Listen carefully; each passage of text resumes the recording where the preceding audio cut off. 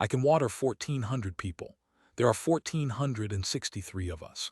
That is the whole of my year, and I want to put it at the top of this account in the plainest words I have, because everything else I did this season came out of those two numbers. My name is Aldric Vale. 2 years ago my father sent me to the worst land in the Empire to be forgotten there. It is a salt flat called the Ashmarch, and it is a hard place to explain to anyone who has not stood on it. Nothing grows. The ground is white and cracked, and it goes on for 400 square miles. When I arrived, there were 214 people living on it. Now there are 1,463, and last autumn the crown made me a baron, which sounds like a great deal more than it is. Last summer I built an aqueduct, 11 miles of covered stone channel, running from a spring in the west down to the town. 400 people dug it in 61 days. It was the best thing I have ever made. Then the gray took the spring. I should explain the gray because it is the thing that is going to kill us all eventually, and I still do not know what it is. It is a stain on the land to the north. It kills whatever it touches: grass, animals, trees, water, and it does not rot what it kills. It leaves everything standing exactly where it stood, colorless and light as ash. It had been moving south for longer than anyone can remember. 3 to 5 miles a year, steady as a clock. Then last spring it moved 4 miles in 31 days, swallowed my spring and stopped. So the aqueduct is dry. It is 11 miles of beautiful stonework carrying nothing at all, and I ride past it about twice a week, and I have stopped looking at it. Here is what we have instead. 2 wells inside the walls. The old deep one which I dug in my first week here and which has never failed, and a second one I sank last spring. Between them they give about 900 gallons a day in high summer, which is when it matters. 1 covered cistern holding rain, and a thing I do not like to admit to, which is the saltworks cooling ponds. They are not drinking water, and they never will be. But they wash clothes and they water beasts, and every gallon they take is a gallon the wells do not have to give. Add it up honestly and you get enough for 1,400 people in a dry summer if nobody is careless. We are 63 over that already. I put the town on ration in the second week of spring, and I want to describe how that actually went because I had expected it to go badly and it did not. There is a system now. Each household gets a token, and the token says how many people live under that roof.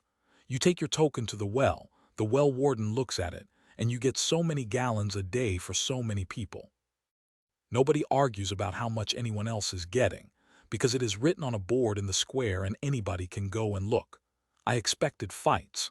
What I got was cues. That is Myra's doing more than mine. Myra runs Duncairn when I am not there, and increasingly when I am. She is a hard-faced woman of about 35 in a coat 3 sizes too big for her, and she has a way of standing in front of an angry man that makes him remember he is in public. She made 2 rules on her own authority, and both of them were better than anything I would have thought of. The first is that the ration board goes up in the square where anyone can read it, and the Lord's household is on the same board as everyone else at the same rate. I get what a man of my size gets. So does Kasha. So does Gareth. The second is that anyone who wants to check the well warden's measure can check it, any time, without asking, and no warden is allowed to be annoyed about it. Neither of those saves a single drop of water. Both of them are the reason there are queues instead of fights. But a queue is not the problem, and I do not want anyone reading this to think I solved anything. The problem is the number. 1,463 people, and enough water for 1,400. That gap does not close by being sensible. It does not close by rationing harder, because we are already at the point where rationing harder means people get ill.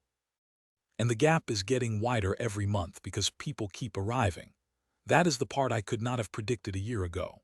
Last autumn I posted a charter, a written offer, the same for everybody, promising a plot of land, timber for a roof, and the loan of tools to anyone who came and worked. 7 years of that, and the land is theirs outright. I gave a copy to every carter and ferryman who came through Duncairn and told them they could mention it wherever they were going. It worked far better than I deserved. Families are walking here now from 4 different directions. Some of them are walking 80 miles. And in the 3rd week of spring I had to write the ugliest order of my life, which was to cap it.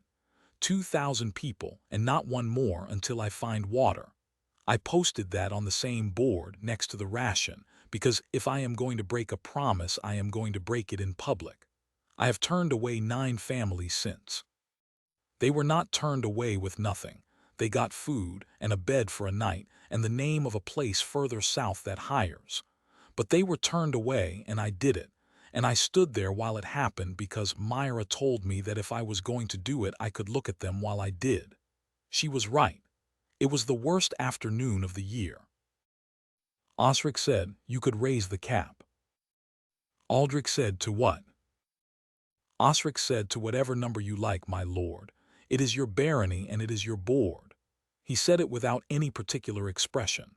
That is Osric, a neat, dry, careful man of about 50 who has kept accounts his whole life and who tells me things I do not want to hear in the flattest possible voice.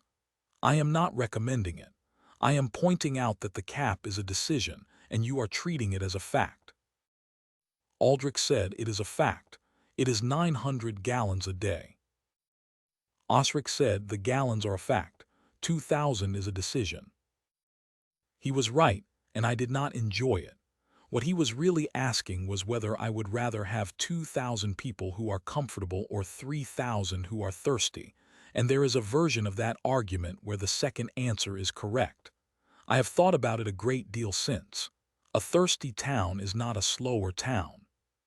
It is a town where the children get sick first, and then the old, and then everyone works less, and then somebody digs a well in a bad place because they cannot wait and drink something that kills them. I have seen what happens to a place that grows past its water. Not in this life. In my last one I read about a great many of them, and every single one ends the same way. So the cap stands. But Osric was right that it is a decision, and I have written it down here as a decision so that nobody reading this later can pretend I had no choice. That night I did what I always do when a problem will not move, which is to go and stand on top of it. I walked out past the wall to the flats and I let the Dominion look at the ground. I should explain the Dominion, since it is not a thing I can show anybody. When I woke up in this body 2 years ago, something woke up with me. It is a set of glowing windows that hang in the air where only I can see them, and it tells me true things about the world. It is the reason I am alive. It is also the reason I have never been able to explain to a single person how I know half of what I know. One of the things it does is called a survey. I stand somewhere and it tells me what is underneath me. I stood out on the flats in the dark and asked it about water. Depth to water, none within reach. Ground salt-bearing to a depth beyond survey, no sweet source. I moved 1/4 of a mile east and asked again, none within reach. I did that 11 times, walking a rough half-circle around the north side of the town, and 11 times I got the same answer in the same calm light, and by the last one I was angry in a way that surprised me, because there is no arguing with it. That is the thing about my miracle. It does not guess and it is never wrong.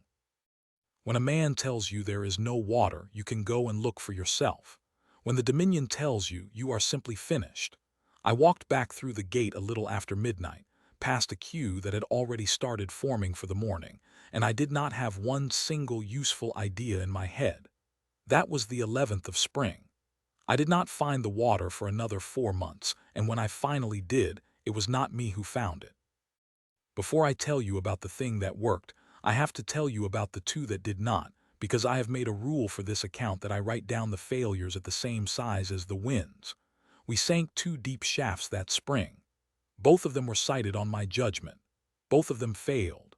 The first was at a place the old maps call Corey's Reach, about 3 miles southeast of the town, on the lower edge of the rising ground. The reasoning was sound, and I will set it out so anyone can check it. Water in country like this collects where 2 things meet, a layer of rock that lets water through sitting on top of a layer that does not. Find that line and follow it, and somewhere along it the water is trapped and standing. Bram and I walked that line for 2 days. Bram is a broad, wrecked, gray-bearded old man who drinks more than he should and who was, before he came out here, one of the finest engineers in the empire. He does not talk about why he left. I do not ask. He agreed with the reading. So did the ground when I surveyed it. The Dominion told me there was water at Corey's reach. It told me the depth as well. Depth to water, 140 feet. I want to be honest about what I did next because it was not clever and it was not careless. It was a judgment and it was wrong. 140 feet is very deep for a hand-dug shaft. It is deeper than anything on this frontier. Every foot past about 80 gets harder. The spoil has to be hauled further. The air gets worse. And the risk of the sides coming in rises with every day the hole stays open. I looked at that number and I decided we could do it, because we had to. We got to 91 feet in 5 weeks. The last 3 of those weeks we were pulling out 11 buckets of dry rubble for every one that had any damp in it at all, and the men were working in air that made a candle burn low. At 91 feet the west side of the shaft moved. Nobody died. I want to say that immediately. A man named Corin broke his collarbone and 2 ribs and was under the fall for about 90 seconds before we got him out, and he has since recovered and is working again, and he came to see me a week later to ask whether he still had his place. I have thought about that question a great deal. I stopped the shaft that afternoon. Not because of the collapses can be shored, but because the collapse made me sit down and do the arithmetic properly for the first time. 50 more feet. Through worse ground in worse air, with the sides already proven to move. 12 more weeks at best, perhaps 3 more injuries. And at the end of it, if everything went perfectly, a shaft so deep that hauling water up it by hand would take 4 men working all day to supply about 90 households. It was not a well. It was a hole that would eat men and give back almost nothing, so I filled it in. That is a strange thing to write. 5 weeks of 400 people's labor, a broken man, and I gave the order to fill it in and cap it, and I did it in front of everyone who had dug it. Bram said, "You want to tell them why?" Aldric said, "I do not want to at all." Bram said, "No, but you want to." He scratched his beard. "I have worked for 11 men who filled in a hole. Not one of them ever said why, and every single crew decided the Lord had lost his nerve." He looked at me sideways. "They will decide that about you by supper if you let them." So I stood on the spoil heap and told 140 tired people exactly why. The depth, the air, the 4 men hauling all day for 90 households, the 50 feet still to go through ground that had already moved once. And then I told them the part that mattered, which is that the failure was mine. I cited it. I chose the depth. I decided we could do it. Nobody at that shaft made a bad decision except me, and Corin paid for it with a collarbone. They took it better than I expected. What I did not expect at all was that 4 of them came and found me afterwards, over the next few days, with ideas about where else to look. I did not understand what that meant at the time. It took me another 2 months to understand it. The second shaft was worse, because the second shaft was embarrassing. I sited it northwest on a line between the town and the old dead spring, on the theory that the water which used to feed that spring had to be coming from somewhere and might still be running underground below the poisoned ground. It was a reasonable theory. The Dominion said there was water, 60 feet, which is nothing. We hit it in 9 days and it came up brine, salt water, undrinkable. And not the Grey's poison either, just ordinary, honest, useless salt. The same thing that lies under half this march and always has. I had been standing on a salt flat, next to a salt works, on land that has been called the Ashmarch for 200 years because of the salt, and I had sunk a well into it and found salt. The worst of it is that this had already happened to me. In my first week in this country, I dug my first shaft in the wrong place and hit brine, and I stood in front of a village that had 7 days of water left and had to tell them. 2 years later, I did it again. Bram laughed until he had to sit down. I let him because it was funny, and because a man who has just watched his lord be an idiot and laughs at it is worth 10 who look at their boots. You want to know what you did wrong? Aldric said, "I know what I did wrong. I asked it whether there was water. I did not ask it what kind." There it is. That is exactly what I did wrong, and it is the sort of mistake that a man makes when he is in a hurry and has stopped reading his own instruments properly. The Dominion had not lied to me. It had answered precisely the question I asked.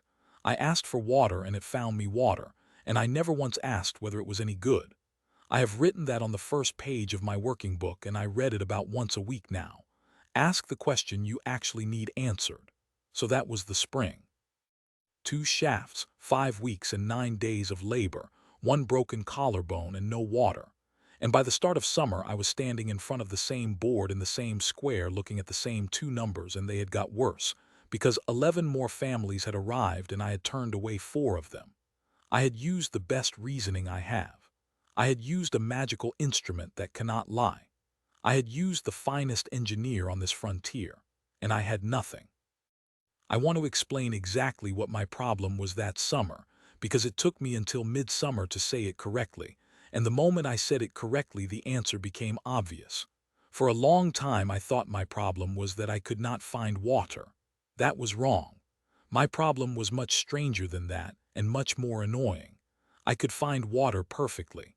I simply could not find it anywhere except directly under my own boots. Here is how the Dominion survey actually works, and this is the first time I have set it down plainly. I stand somewhere, I ask. It tells me what is under me, depth to water, what kind of rock, whether the water is sweet or salt or poisoned. It takes about 4 seconds, and it has never once been wrong about anything I could later check. That is an extraordinary thing to own. In my old life, finding out what is under a field took a drilling rig, a crew, and about a week per hole. I have it for the price of walking there. And that is the whole trouble. I have to walk there. The survey does not reach. It does not sweep the horizon and paint the valleys blue where the water is. It reads the ground I am standing on and about a stone's throw around me, and beyond that it is as blind as I am. The Ashmarch is 400 square miles. I sat down one evening and worked out how long it would take me to survey all of it properly on foot, at a spacing close enough that I would not walk straight past a water-bearing seam. 9 years. 9 years of doing nothing else. No court, no walls, no army, no saltworks, no town. Just a man walking his own land in lines, asking a question every 100 paces for 9 years. I have a cap on my gate and a queue at my well. I do not have 9 years. I have 1 summer.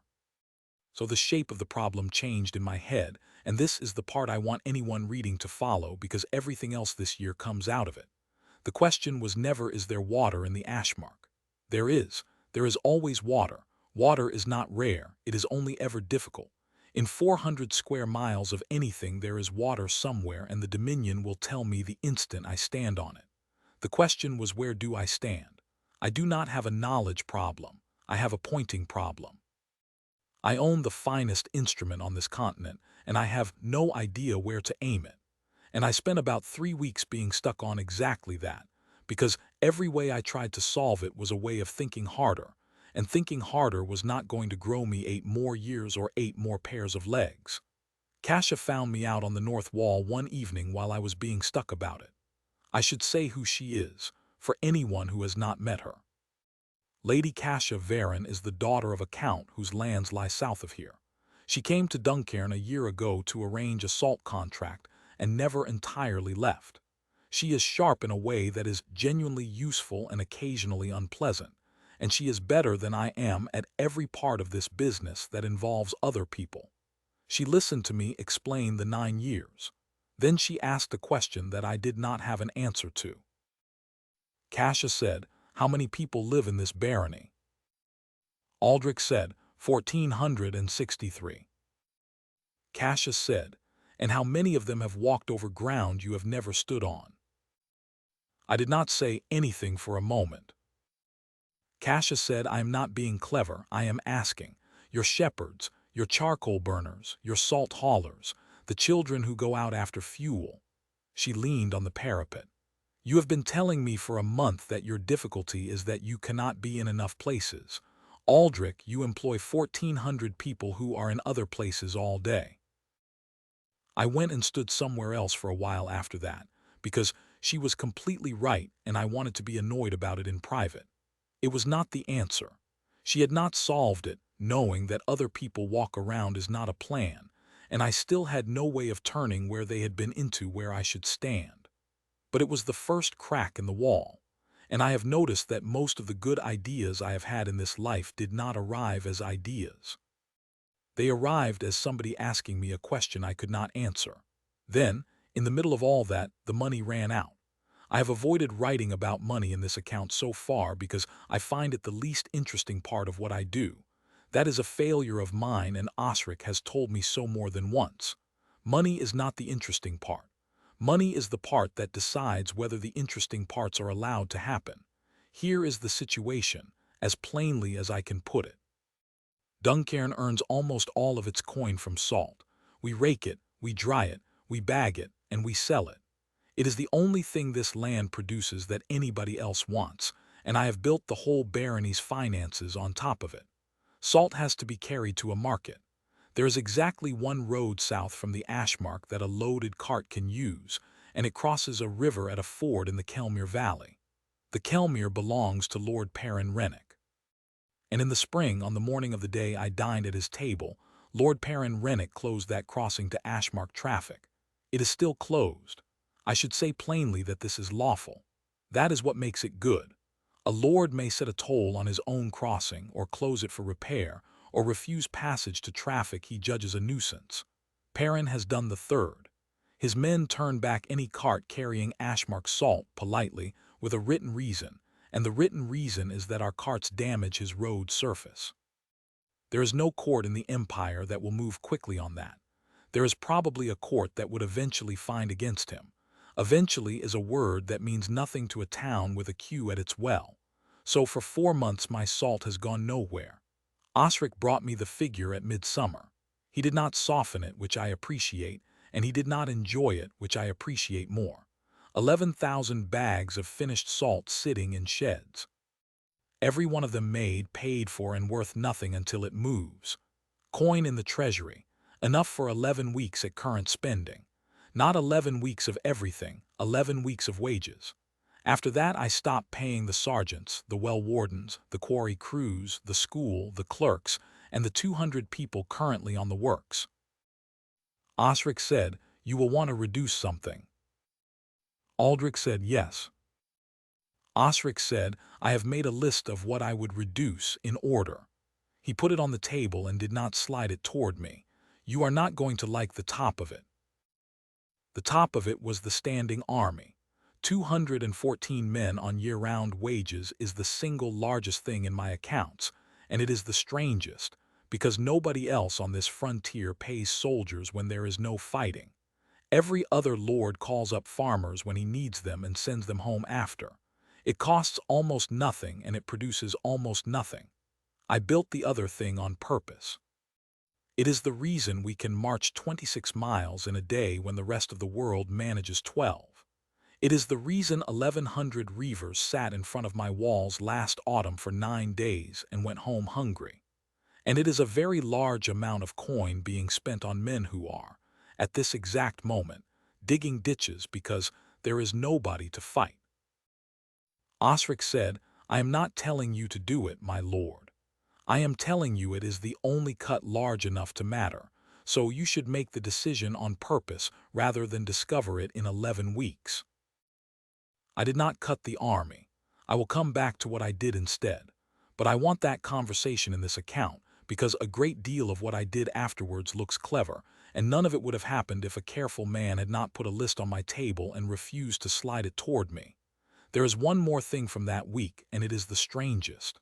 The Dominion gives me a piece of intelligence every morning at dawn. 1. I have never been able to ask for it, refuse it, or steer it. Sometimes it is exactly what I need that day. Sometimes it is a fact about a man 400 miles away that will not matter for a year. Sometimes it is a sentence I cannot make sense of at all, and I write it in a book and wait. The morning after Osric showed me the number, I got this. The lord who closed the crossing does not own the ford. He owns the road on both sides of it. I read that about 9 times. Then I went and found Osric, and we spent 2 days in the old grants and charters, and what we established is that it is true, and that it is the most useful sentence anyone has said to me all year. I'm not going to explain what we did with it yet, because it took another 2 months to work, and I want to tell that part in its proper place. But I want to note here how the Dominion actually behaves, because I think people would imagine it differently. It did not tell me to open the road. It did not give me a plan. It gave me one narrow, strange, technically worded fact at dawn out of nowhere. The work was still all mine. The thing finally broke open on an ordinary afternoon, and it broke open because of a woman selling eggs. I was crossing the market. There is a proper market now, twice a week, which 2 years ago would have been a joke. And there was a woman at a trestle with about 30 eggs in front of her, arguing with a carter about a measure of grain. She was arguing because his measure and her measure were different sizes, and both of them believed their own, and neither of them could prove anything. I stopped and watched that argument for a while, and I remember thinking with some irritation that I ought to do something about measures at some point. And then a much larger thought arrived and knocked the first one over.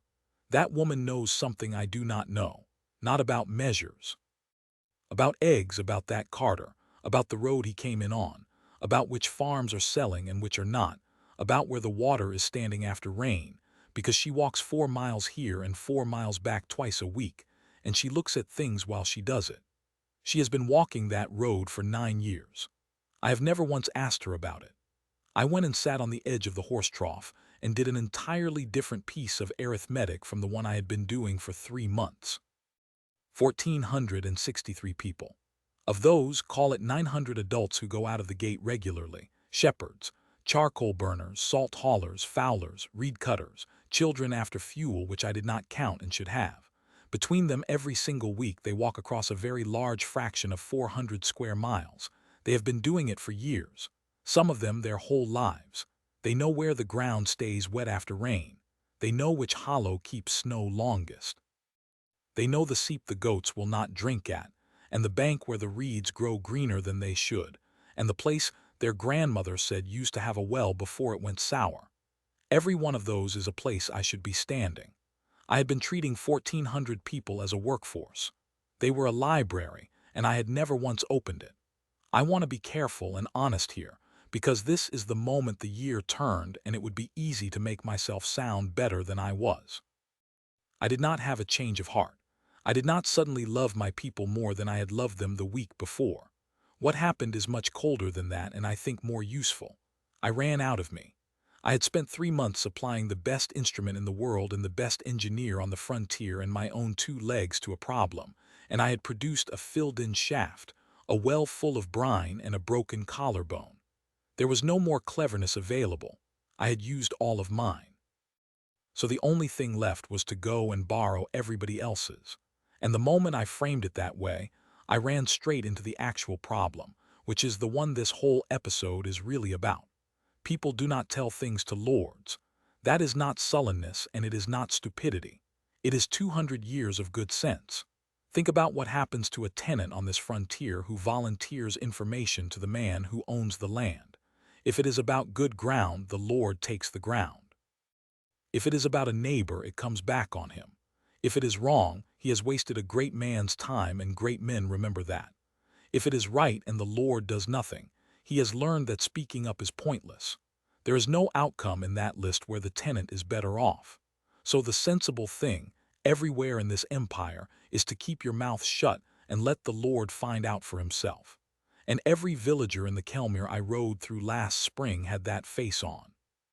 The flat, closed, careful face of people who have learned that men on horses are weather. I needed 900 people to tell me things, which meant that before I could ask a single question, I had to build something that made answering it safe and worth their while and seen to be both. That is what the rest of this account is about, not the water. The water is the easy part. It is only rock. I laid it out to the 4 of them that night in the workroom. Osric, Myra, Bram, and Hugh, who runs the part of my house that watches for people being bought. Aldric said, I want to pay people for telling me true things. Nobody said anything for a moment. Myra said, pay them. Aldric said, coin, posted rate. Anyone who brings me a place worth surveying gets paid when I have walked it. Myra said, and when the whole town works out that they get coin for talking, what do you think they will bring you? She was not angry yet. She was getting there. They will bring you anything. They will bring you their neighbor's business and their brother-in-law's debts and whatever they think you want to hear, and they will start making it up inside a fortnight, because you have just told 1,400 hungry people that words are worth money. Osric said, and the cost, my lord. You have 11 weeks of wages. Bram said, and half of it will be rubbish. I have been on this march 41 years, and I can tell you now that at least half of what they bring you will be somebody's grandmother's story about a well that never existed. All three of them were right. And here is the thing I had already understood by then, sitting on that horse trough in the market, which made all three objections survivable. I do not need the stories to be true. I need them to be places, because I own an instrument that settles the question in 4 seconds. Bram is right that half of it will be rubbish, but the cost of finding out is a walk. I do not have to dig to test a lead. I do not have to trust anybody. I just have to stand there. The bounty is not a way of collecting wisdom. It is a way of collecting addresses. Aldric said, Bram, you are right. Half of them will be nonsense. It costs me an afternoon to find out which half. I looked round at them.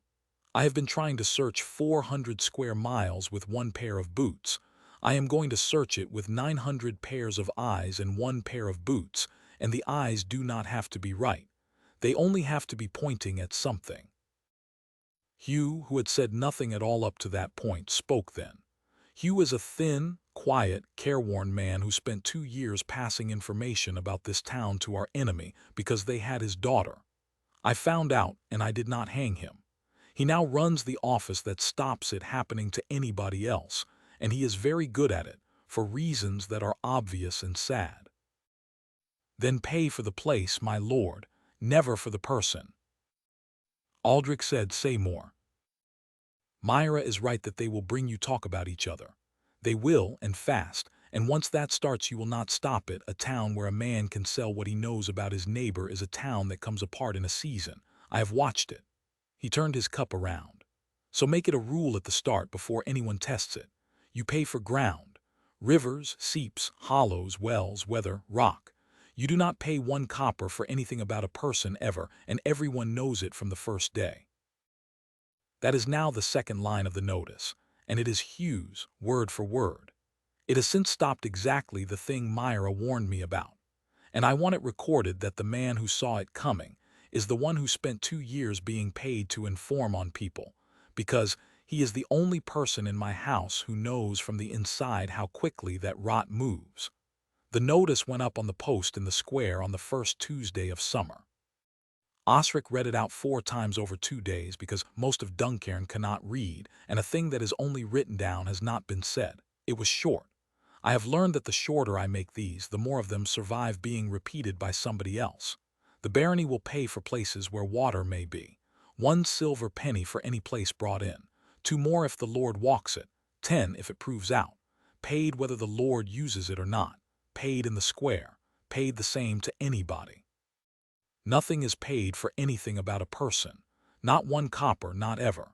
That last line is Hugh's, and it is there for the reason he gave, and 1 more that occurred to me afterwards. A rule that everybody knows about from the first day cannot be quietly broken later.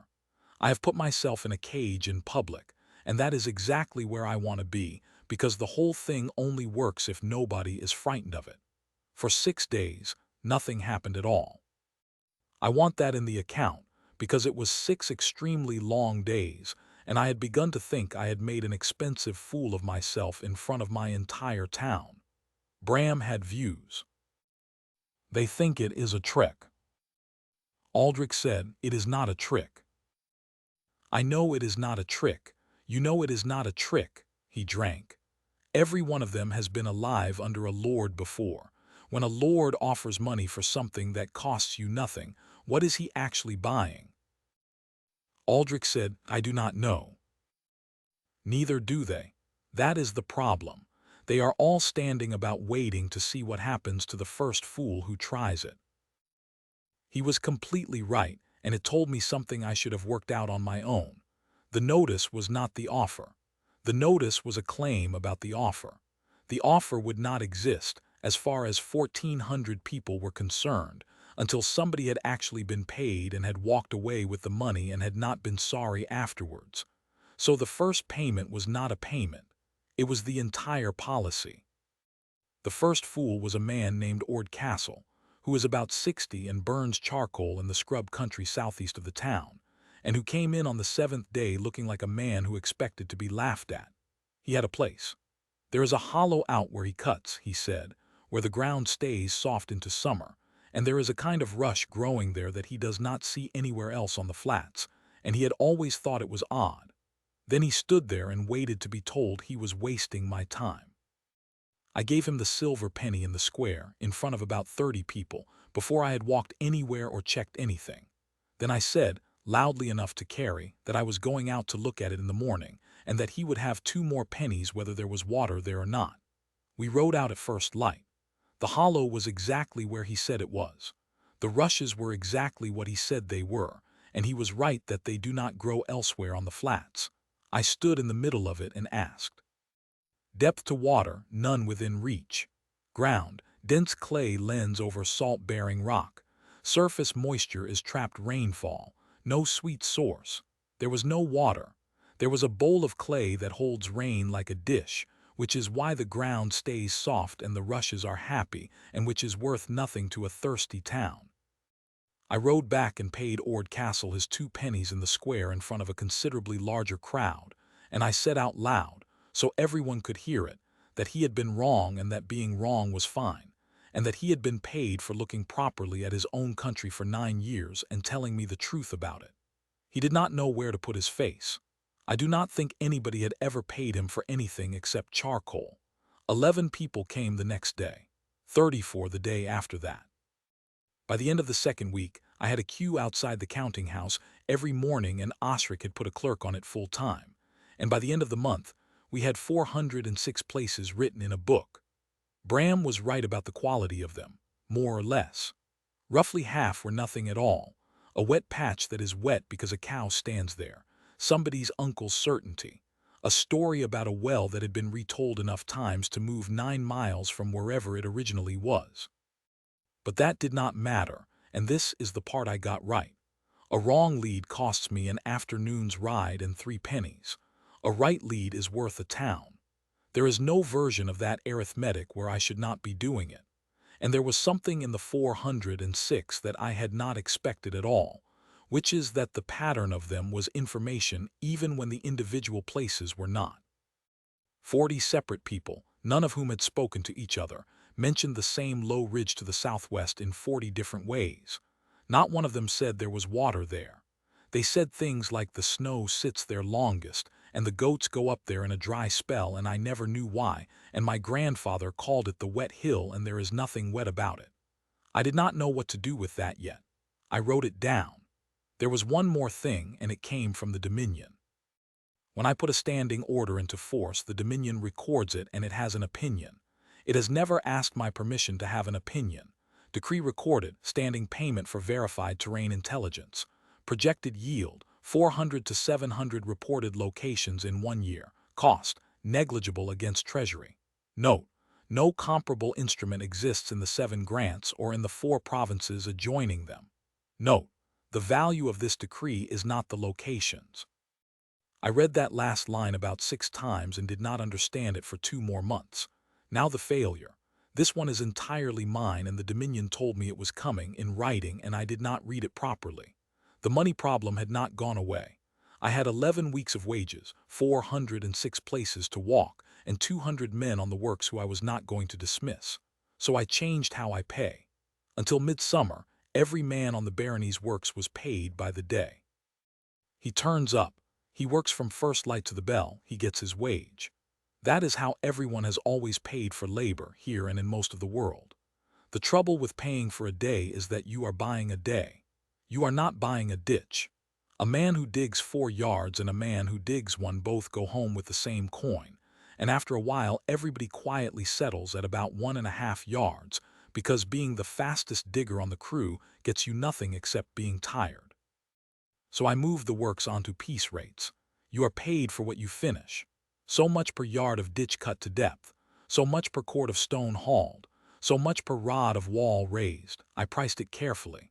I took 2 weeks of records, worked out what a decent man actually produced in a day, and set the rate so that the same decent man doing the same work would earn slightly more than before. Then I posted it, and Osric read it out, and the Dominion recorded it. Decree recorded, payment by measured output on barony works, projected, labor output on measured tasks to rise by 1/3 or more within 3 weeks. Warns, measured output will rise, unmeasured quality will fall. I read the projection. I was pleased with the projection. I did read the warning. I want to be honest, I did read it. I read it the way a man reads the last line of a document he has already decided about, which is not reading at all. The projection was correct, and it was better than correct. Output on the ditch line rose by rather more than 1/3 in the first 8 days. Some crews doubled. Men who had been steady for a year turned out to have been working at half of what they could do, and the moment their effort was actually connected to their coin, they simply stopped holding back. I watched a section of drainage cut go in at a speed I had never seen on this frontier, and I felt extremely clever about it for 11 days. Bram came to find me on the 12th. "Come and look at your ditch." Aldric said, "Which part?" "All of it, that is rather the point. Here is what I found, and I am going to describe it precisely, because the shape of this mistake is more useful than the mistake itself. The ditches were the right length. The ditches were the right depth. I had specified both, and I had men measuring both, because I am not a complete fool. The ditches were also, in about 1/3 of their length, cut with the sides too steep. A ditch side has to be cut back at an angle, or the wall of earth will slump into the channel the first time it is properly wet. How much of an angle depends on the soil. In our ground it is a bit less than 1:1, and every experienced man on that crew knew it. Cutting the side back at an angle means moving considerably more earth for the same yard of finished ditch. I was paying by the yard, so the men had done exactly what I paid them to do.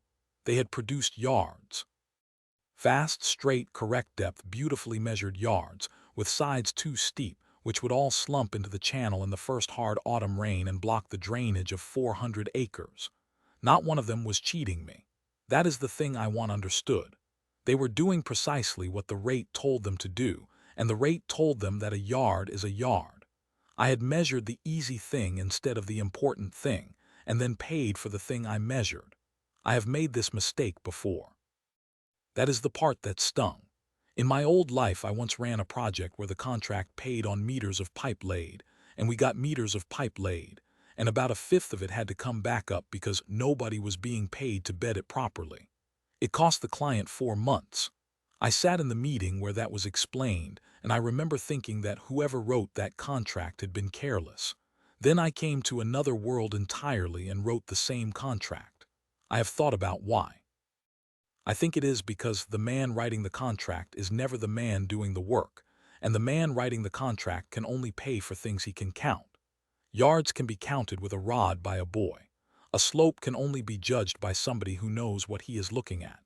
So the easy measurement drives out the important one every single time, unless you go to deliberate trouble to stop it. The fix cost me 9 days and about 3 weeks of the gain. We recut 1,100 yards of side slope. I paid for that work at day rate, and I paid it without complaint or deduction, because the men had built exactly what I asked for, and it is not their business to guess what I meant.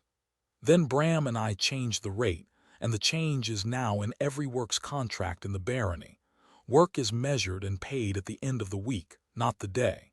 It is paid on inspection, not on length.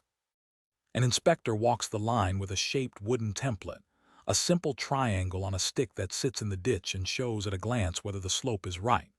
Pass, and the crew is paid the piece rate for the whole week's yardage. Fail, and the crew recuts the failed section before anything is paid. And one more piece, which is Bram's and is the reason it works. The inspector is not one of my clerks. He is a man off another crew, rotated weekly, who knows what a bad slope is because he digs. He is paid a small extra for the duty, and any crew may ask for a second inspector if they think the first was unfair. Output settled at about 1/4 above the old day rate permanently, with the slopes right. That is less than the doubling I had for 11 glorious days. It is also real, and the other was not. Bram said, "You are annoyed." Aldric said, "I am annoyed that I was warned." Bram said, "By who?" That is the trouble with having a private oracle. I could not tell him that the answer was written in glowing letters in the air in front of my face 11 days ago, and that I skimmed it. Aldric said, "By myself. I knew this. I have watched it happen before in another place to somebody else, and I wrote the rate anyway." Bram said, "Ah." He nodded slowly, and then said the most useful thing anyone said to me that month. "That is not a failure of knowing then. That is a failure of checking. Different problem. Easier problem." He shrugged. "Get somebody to read your orders back to you before you post them, and get somebody who is not you." Osric now reads every standing order I write aloud to me before it goes on the post. He is instructed to stop at any line he does not understand or does not like. He stops rather a lot. It is extremely irritating. It has already caught 2 more of these. I want to write about something I have never put in this account because I have always been slightly ashamed of it. The Dominion does not only read ground, it reads people.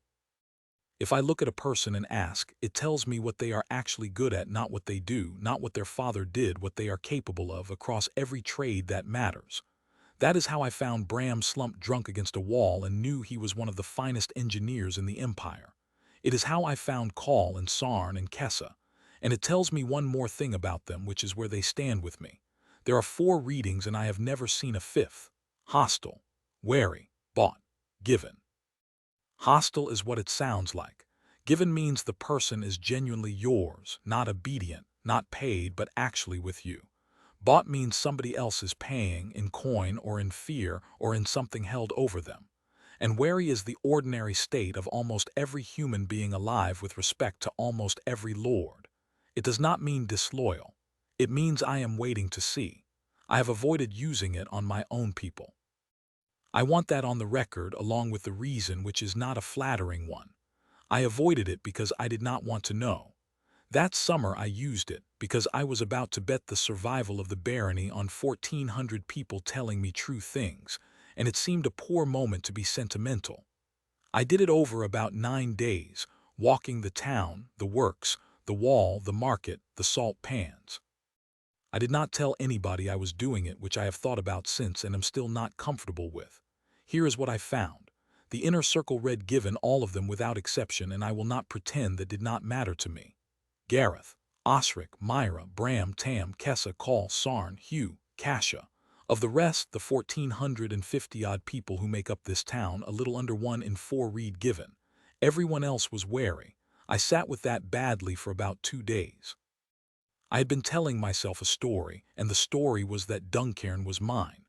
That we had built something together, that they had seen what I had done for them, that a town that came out and cheered a man in the square is a town that is with him. 1 in 4. And then I got hold of myself and thought about it properly, and I want to set down where I ended up, because I think I was wrong about what the number meant. Wary is not a mark against them. It is a mark against every lord this frontier has ever had. Most of these people arrived here in the last 18 months. They walked 80 miles from somewhere that failed them. Before that they lived under men who taxed them arbitrarily and made promises in good years and broke them in bad years and were charming about it. They have watched a lord be generous before. They have watched what happens after. 2 years of me is not enough to undo 20 years of that, and it should not be. A man who trusts a new lord completely after 18 months is not loyal. He is careless, and he has been careless before, and it cost him. 3/4 of my town were standing back to see whether the good thing would keep being true. That is not disloyalty. That is experience. And it is exactly the thing I have to earn my way through, one kept promise at a time, and there is no clever shortcut and no speech that does it. I have written 1 in 4 on the inside cover of my working book. Not as a rebuke, as a starting mark so that I can tell whether anything I do this year actually works. And then there was the other thing. One man read bought, not hostile, bought. Somebody is paying him or holding something over him, and he is inside my walls, and he has been for some time. I'm not going to write his name in this account until the business is finished, because I have made errors of that kind before and a written name is a hard thing to take back. I went to Hugh that night. You are certain? Aldric said, I am certain. He did not ask me how. He has never once asked me how, and I have come to understand that this is a decision he made deliberately and keeps making. Hugh said, then do nothing to him. Aldric said, that is what I thought you would say. Hugh said, it is what you did with me. He said it without any weight at all, which is how he says the heaviest things. A man who is bought is a rope with somebody on the other end of it. If you cut the rope, you have a free man and no idea who was pulling. If you leave it and you are careful, the rope tells you where they are standing. Aldric said, and in the meantime he keeps passing them everything he sees. Hugh said, in the meantime he passes them what we let him see. That is a different thing, and it is worth a great deal more than his silence. So that is where we left it. A man in my town going about his work being carefully allowed to see certain things and not others, while Hugh's office quietly worked backwards up the rope. It took 9 weeks. It led exactly where I expected it to lead, and then one step further which I did not expect at all. But that is a later part of this account, and I have not earned the telling of it yet. The water ration made people argue. That surprised me, and it should not have. Give 1,400 people a thing they all need and not quite enough of it, and you have not created a shortage. You have created 100 small quarrels a week about who is owed what. Most of them were nothing. A household token with the wrong number on it. 2 families sharing a yard and disagreeing about whose turn it was at the trough. A man watering a horse he did not declare. But they were coming to me, all of them, every day. And I was standing in the square deciding them one at a time, off the top of my head, on whatever I happened to think at that moment.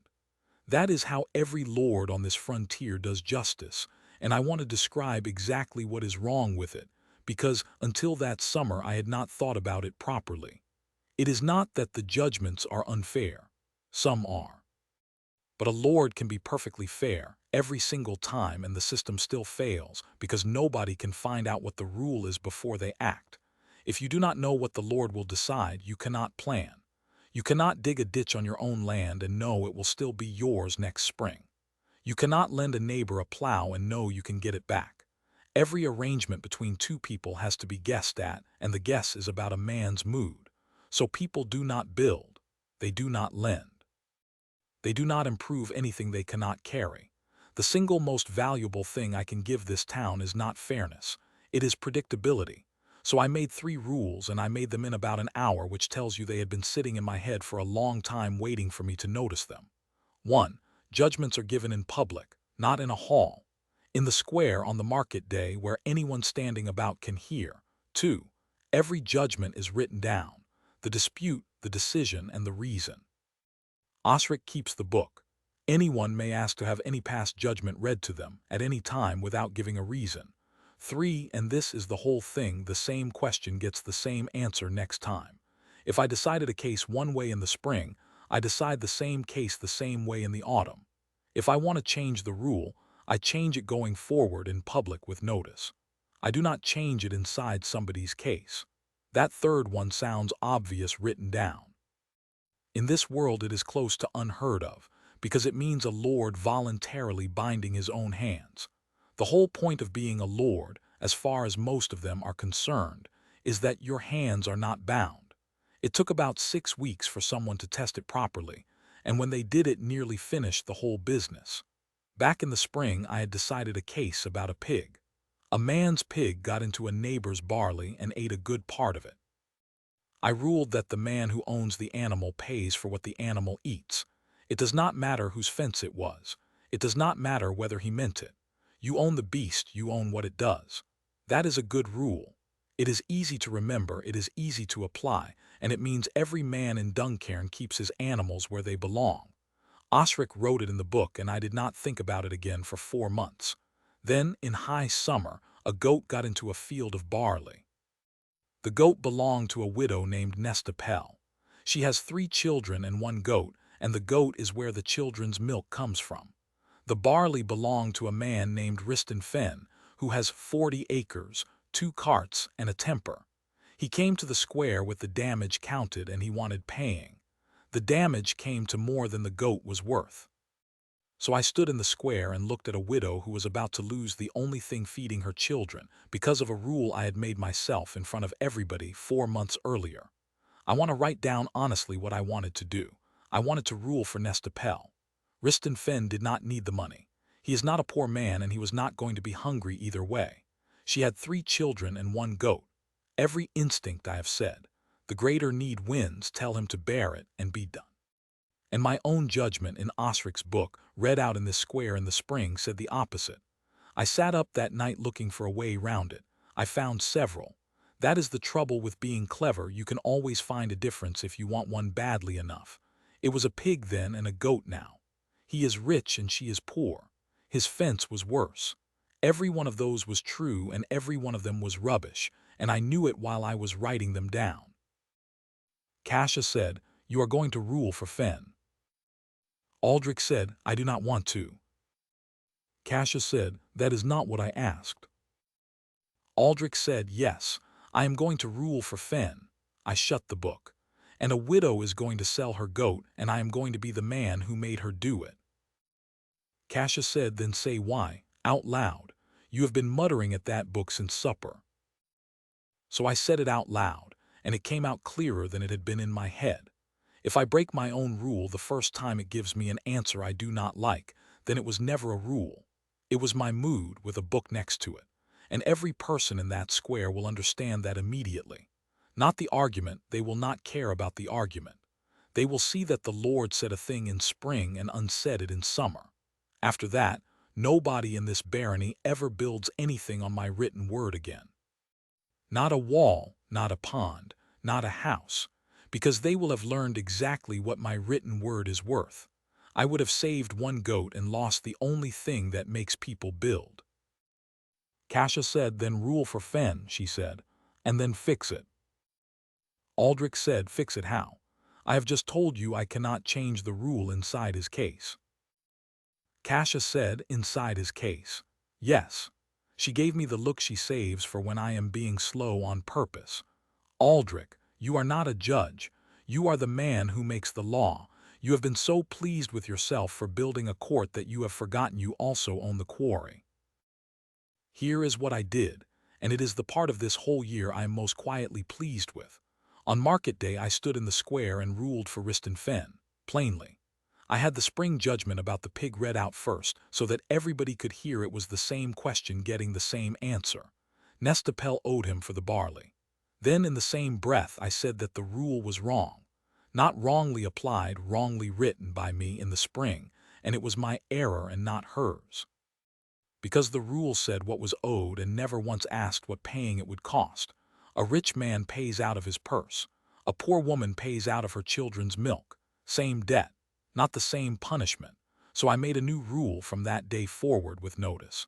A debt for damage is still owed in full, but no man may be made to sell the thing his family eats from in order to pay it. He may pay in work instead at the standing day rate until it is cleared. Nestapel was not covered by it. Her case was already decided. She owed the money. And Riston Fen stood there in a square full of people who had just heard all of that and said he would take the work. I would like to tell you that is because he is a good man. I do not think it is. I think it is because 90 people were watching and because he was going to be paid either way and because being thanked out loud by a lord in front of your neighbors is worth more than a goat. She worked it off over the autumn. She kept the goat. The part I did not expect was what it did to everybody else. I thought I had taken a loss. Ruling against a widow to protect an idea is not how a man gets loved. But the story that went round Duncairn was not the Lord made a widow pay. The story that went round was the Lord did not like his own rule, and he followed it anyway. I have had that repeated back to me since, in slightly different words, by 3 people who were not in the square that day. One of them was a stonemason who arrived 4 months later from 80 miles off, and had heard it on the road. That is the whole of what I am trying to build here, and it came out of the one judgment I did not want to give. Two small things happened that summer that were worth more than anything else I did, and both of them look like nothing written down. The first was the measures. I have already mentioned the woman with the eggs, arguing with a carter about a measure of grain, both of them sure and neither able to prove anything. After I stopped watching that argument and went off to have my large thought about libraries, the small thought sat there waiting for me to come back to it. So I came back to it. The problem is this.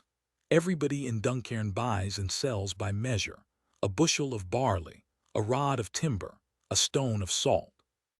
And every single one of those measures is a physical object belonging to whoever is doing the measuring, and no two of them are the same. Some of that is honest. Baskets wear, cords stretch. A measure made in one village by one cooper is simply not the same size as one made 40 miles away. And some of it is not honest at all, and everybody knows it, and there is nothing anyone can do. What that does to a market is worse than the theft. Every transaction has an argument in it. Every buyer holds back a little because he assumes he is being shorted. Every seller adds a little because he assumes he is being doubted. Everyone spends time and temper on it every day forever.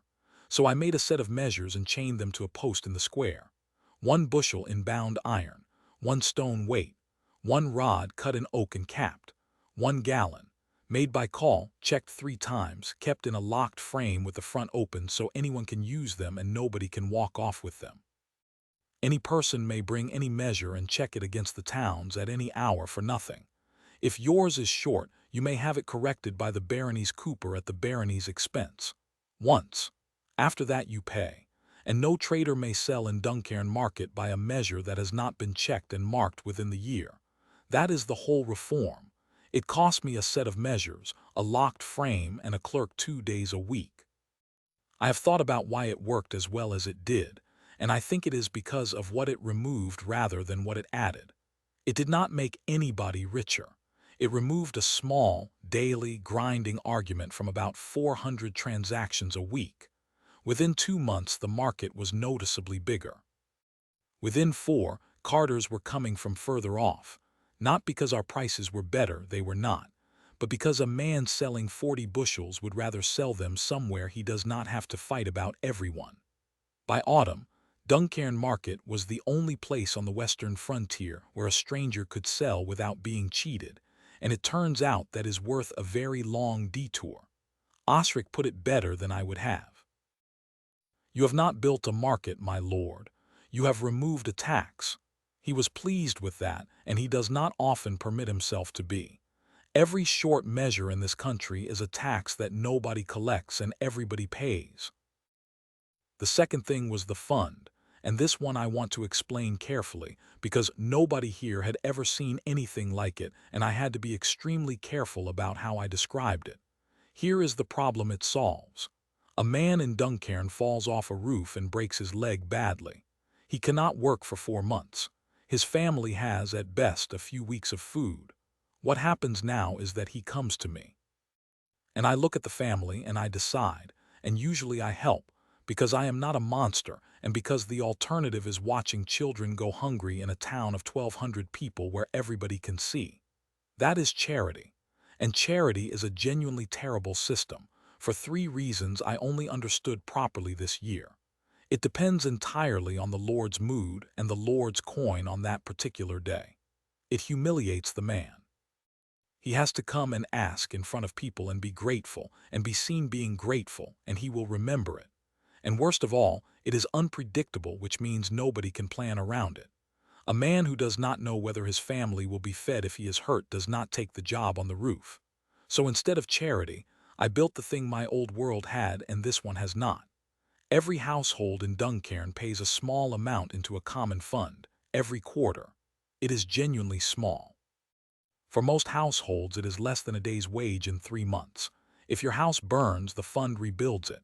If the man who feeds your family cannot work through injury, the fund pays a set amount every week until he can, or for a year, whichever ends first. If he is killed, the fund pays his widow for 2 years and apprentices his children at its own cost. The amounts are fixed, written, and posted. There is no asking. There is no coming to me. There is no gratitude required, and I made a great deal of noise about that last part. You are not being given anything. You paid for this.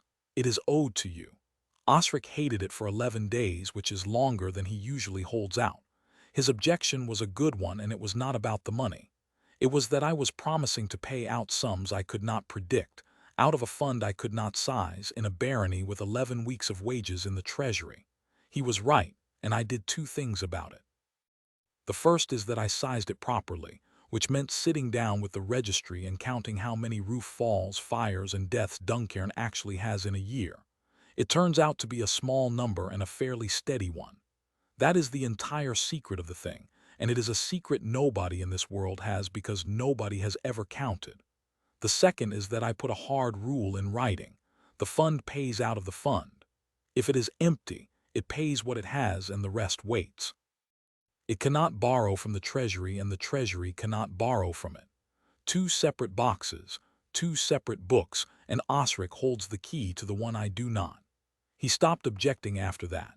What he actually said was that he had never in his life been asked to guard money against his own lord, and that he found the experience unexpectedly agreeable. The fund paid out for the first time about 5 weeks after it started, and I want to describe it exactly. A man named Aldric Vale, a roofer, fell from the scaffolding on the new granary and died. He was 31. He left a wife and 3 children, the eldest 9. Nobody had to come and ask me for anything. Osric's clerk was at the house that same afternoon with the book. The first payment was made the following morning, 4 days before the funeral, which matters more than I can easily explain, because it meant the widow was not sitting in her house doing arithmetic while her husband was still above ground. It was paid in her own name, at the door, with no ceremony, and she was not required to thank anybody. The clerk had been told that if she tried to, he was to say that it was hers and that he had only carried it. The whole town knew about it inside 2 days. I went out afterwards and I did the loyalty reading again.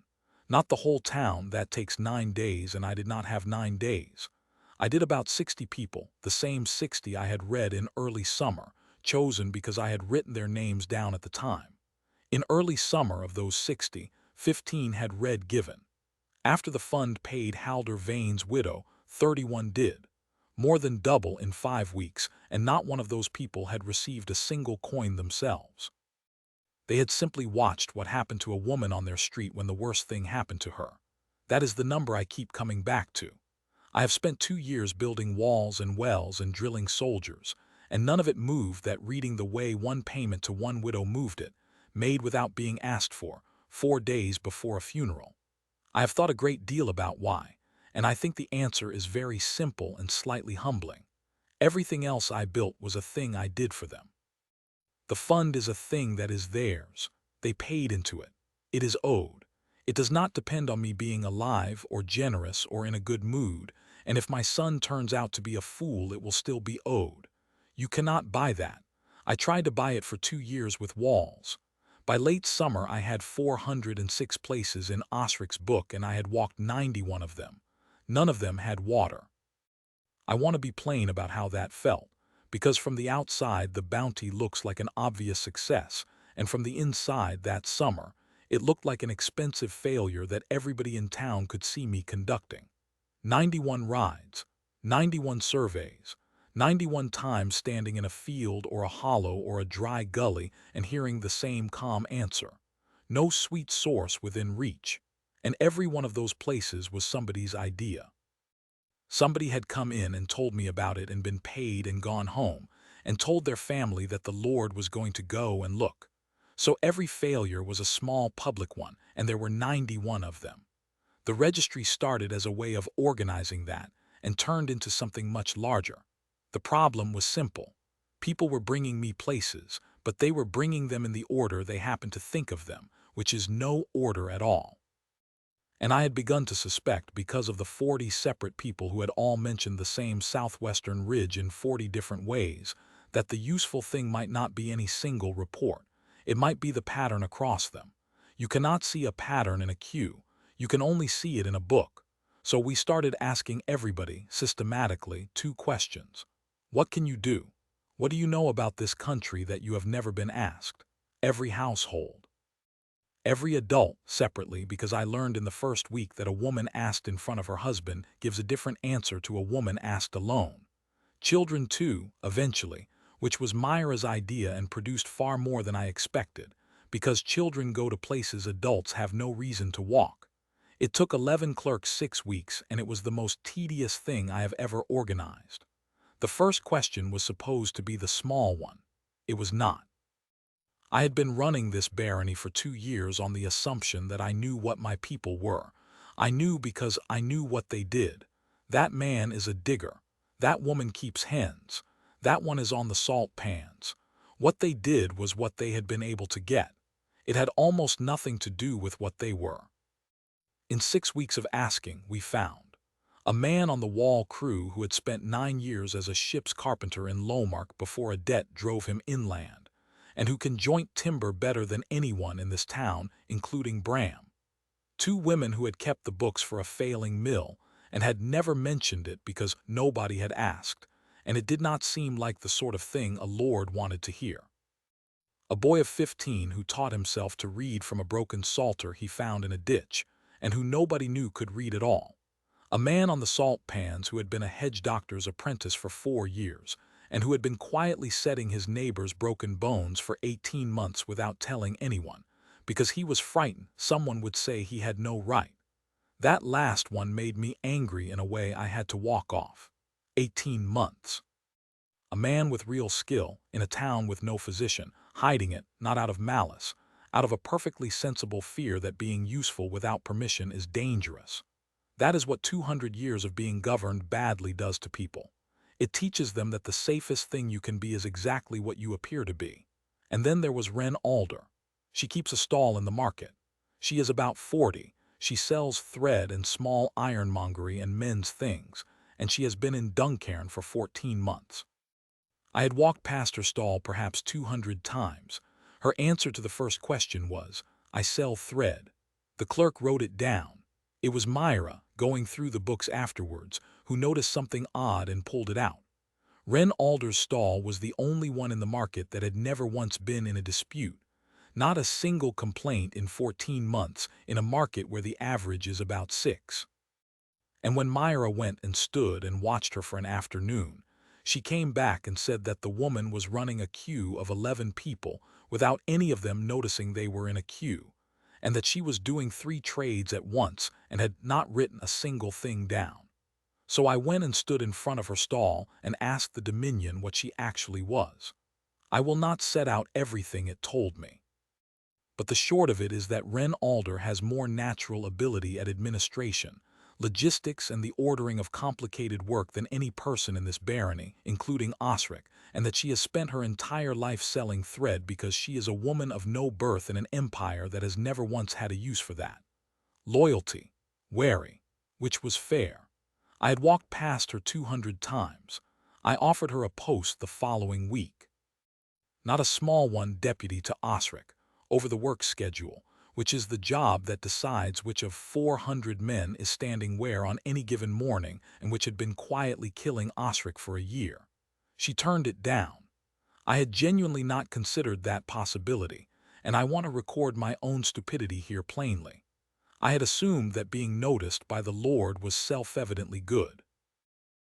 Wren Alder said, "I have a stall, my lord." Aldric said, "You would earn 4 times what the stall earns." Wren Alder said, "And when you tire of it, or you are killed, or your son does not want a woman keeping his works, I will have no stall and no post, and I will be 42. She said it perfectly politely. "The stall is mine. That is not nothing." She was entirely right, and there was no answer to it that I could give with my mouth. So I gave one in writing instead, and it is now standing law in this barony. Any person appointed to an office of the barony keeps the right to return to their former trade and keeps their stall, their plot, or their place for 3 years. Nobody has to burn their boat to take a post from me. If it does not work, or if I do not last, they go back to what they were. She took the post 11 days later. She has since reorganized the work schedule so thoroughly that we are getting about a fifth more done with the same men, and she has told me twice that I am doing something wrong, both times correctly, and once in front of other people. Osric's opinion of her, delivered in the flattest possible voice, is that she is better at the work than he is, and that he intends to say so before somebody else notices, and thinks he was hiding it. And here is the thing about the registry that I did not expect at all. I built it to find water. It did not find me water, not one drop, not that summer. What it found me was a carpenter, 2 bookkeepers, a boy who can read, a bone setter who had been hiding, and a woman who runs my works better than I do. The water came from the second question, and it came in autumn, and it came from someone I have not mentioned yet. 3 weeks before the answer arrived, the Dominion gave me a morning tiding I could not use. The animals of the high ground do not come down to drink. I read it 4 times. It meant nothing. I had 11 other things to do that day, so I wrote it in the book with the rest of the ones I do not understand, and I forgot about it completely. I want that in the account because people would imagine the moment differently. There was no thunderclap.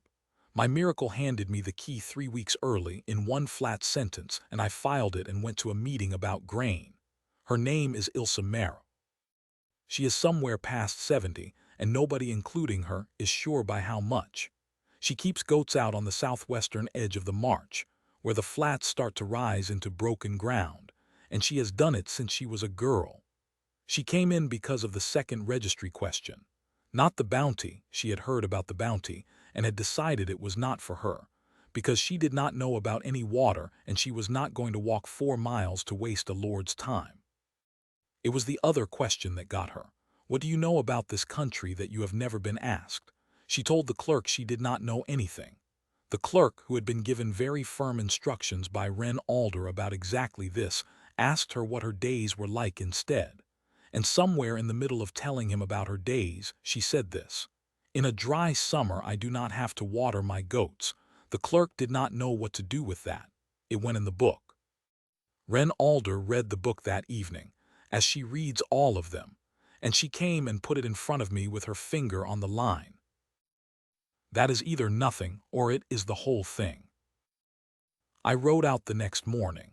Ilsa Marrow was not impressed to see me.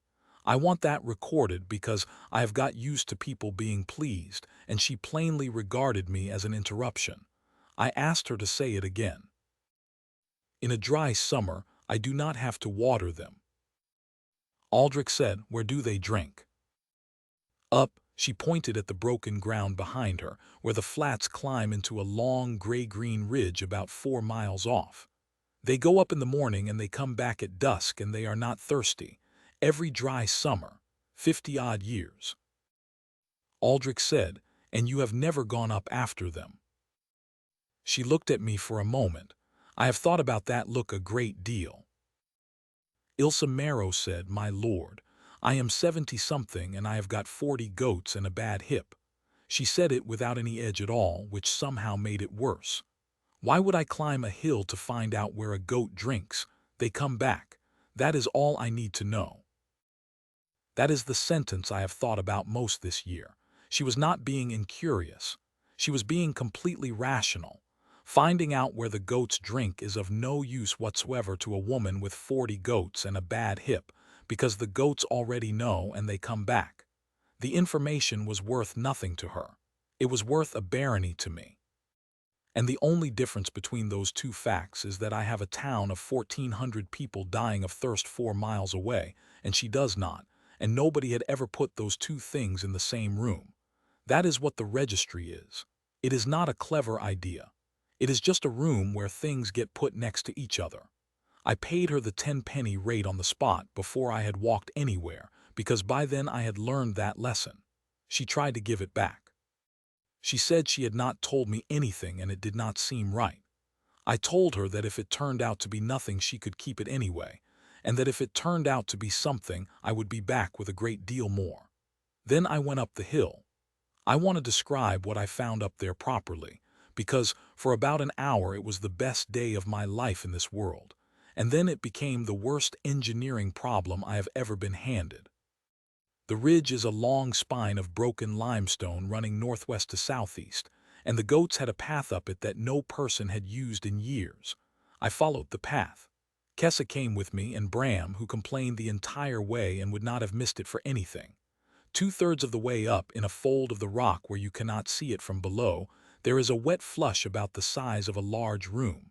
Green moss, ferns, actual ferns in the Ashmarch, and a thin trickle of clear cold water running out of a crack in the limestone, across the moss, and disappearing back into the ground about 30 feet further down. The goats were standing in it looking at us. I got down and tasted it, and it was sweet. Then I asked the Dominion, and it told me what was underneath. I am going to set the answer out plainly, because it is the most important thing anyone has told me in 2 years. Depth to water, 11 feet. Source, snowmelt and rainfall stored in fissured limestone. Extent, substantial, recharged annually, not connected to the surface flats, sweet. Volume available at sustainable draw, sufficient for 9,000 persons. 9,000. I sat down on a wet rock in front of my own men and did not say anything for a while. There is not a water shortage in the Ashmarch. There never was.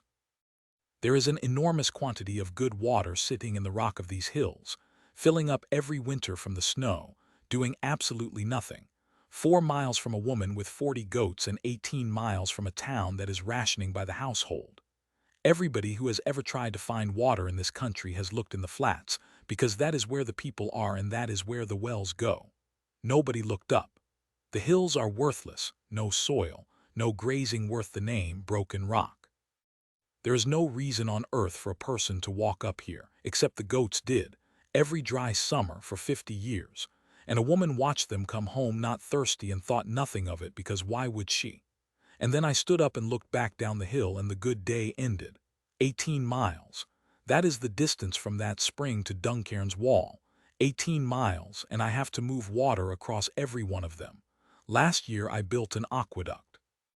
11 miles of covered stone channel, and it took 400 people 61 days, and I was very proud of it.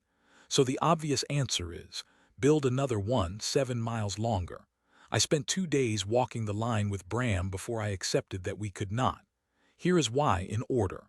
The ground is wrong. The 11 miles from the old spring to the town ran across flat salt with a gentle, steady fall. This route does not. It comes off a ridge, drops into a broken valley, crosses 2 dry gullies and rises again over a shoulder of rock. An open channel has to fall continuously, all the way, and this ground does not fall continuously. It goes down and then it goes up. To take a channel over that shoulder, I would need to go around it, another 9 miles at least, and that is if the ground on the long way round behaves, which I have not surveyed and would not bet on. The gullies are worse. 2 of them, and one is 40 feet deep and 90 across. An open channel crosses that on an arched bridge. I can build an arch. I cannot build that arch, not at that span, not on this frontier, not with the stone we have and the money I do not have. Bram put it at 3 years and more coin than the barony has ever held at once, and the summer would drink it. An open channel 18 miles long, running across bare rock and salt flat in high summer, loses a great deal of what you put in it before it arrives. On the old line it was tolerable.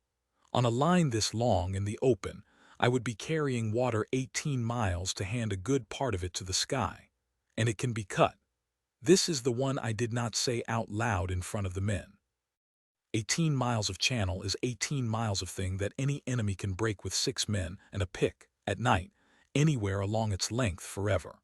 Perrin Rennick has already closed 1 road. The grey is moving.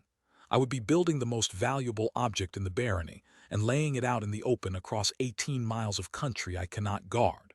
So, I had found 9,000 people's water, and I had no way at all of moving it, and I came down that hill in a considerably worse mood than I went up. There is one more thing from that ridge, and I have not told anybody about it. On the second day of walking the line, we came past a seep in the low ground where the route would have to cross, a wet patch, maybe 10 feet across, sitting in a dip. It was gray. Not the whole thing, the upper edge of it. The water was going the flat dead color I know too well, and the reeds along that edge were standing up perfect and colorless and weightless. The gray is 4 miles further west than it was, in a place nobody was watching. I sent Kessa and Bram on ahead and I stayed behind, and when they were out of sight I did something I have done exactly twice before. I called the flame. I should explain, for anyone who has not been told. There is a thing in this world called aura. Warriors kindle it. It is the whole ladder of who is feared and who bows to whom in this empire. Mine came late, and it is silver-white, and it is not like other men's, and I keep it hidden because the moment anyone knows what I stop being a lord and start being an asset. And it does one thing that nobody else's does. Blight, the gray, comes apart in front of it. So I put my hand in that seep and I let it burn. It took about 40 seconds and it worked. Perhaps 4 gallons of dead gray water went clear in front of me. The reeds at the edge of it stayed dead, that does not come back, but the water was clean, and I tasted it, and it was water again. Then I sat down in the mud for a quarter of an hour because I could not stand up. 4 gallons. I do this until I fall over and I get 4 gallons, and I need somewhere over 5,000 a day. So it is not a solution. It was never going to be a solution, and I knew that before I tried it. What it is a fact I did not have this morning, and it is a very large one. The gray is not a thing that has happened to the water. It is a thing that is in the water and it can be taken out, and there is a force in this world that takes it out. And for reasons nobody has ever explained to me, I am carrying it. I have written that down in the private book, the one that does not leave my hands, under everything else I do not understand about myself. Then I caught up with the others and told them the seep was fouled and we should root around it, which was true and not the truth. I sat in the workroom for 2 nights with the problem and got nowhere, and on the 3rd night I stopped trying to solve it and started trying to remember it instead. Because I have had this exact problem before. Not me. Somebody had. Dry country. Water in the high ground miles away. Too far for an open channel, ground too broken, summer too hot, and no coin for great works. That is not a rare problem. That is the single most common problem in the dry half of the world, and the world I came from had 10,000 years of people solving it. And somewhere around midnight I remembered how. They dug it underground. That is the whole idea.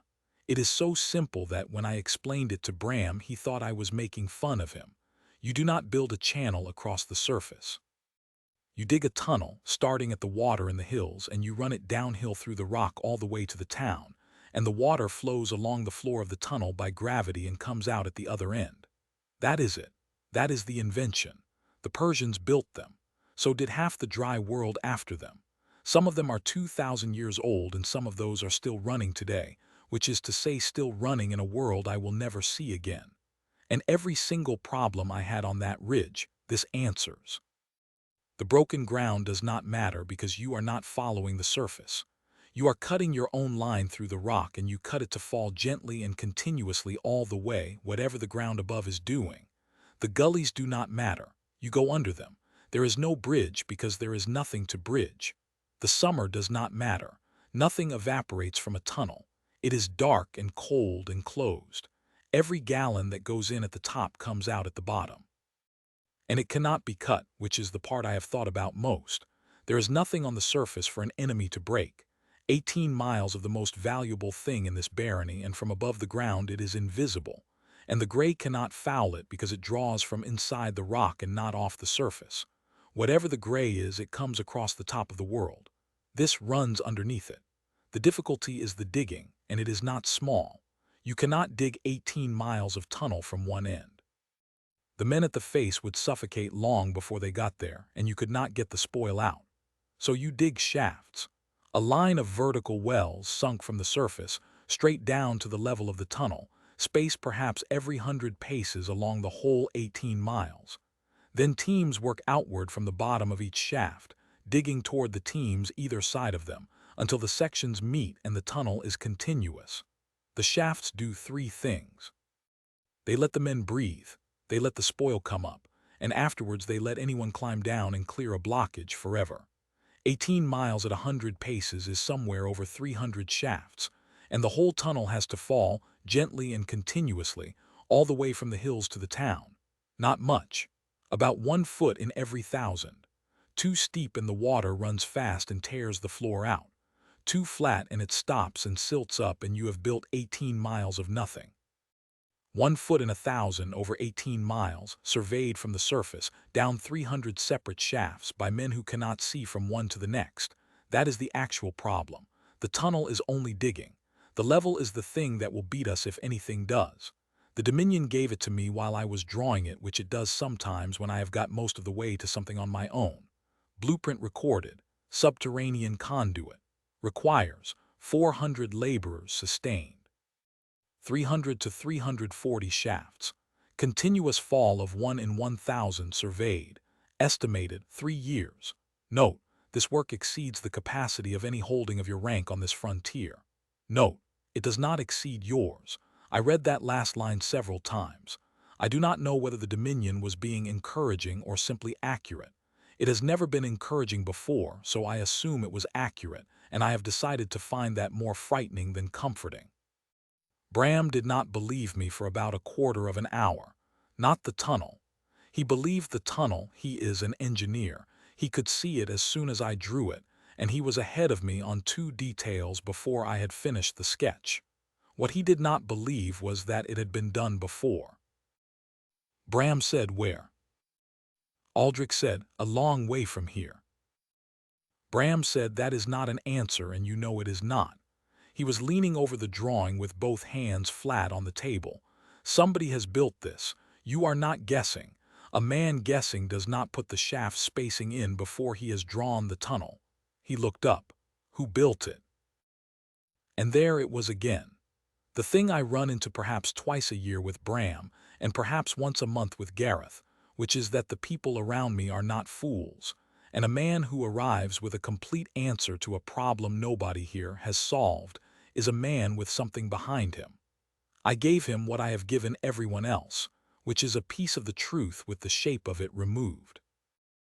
Aldric said, "People in a dry country a very long way from here, a very long time ago. I read about it.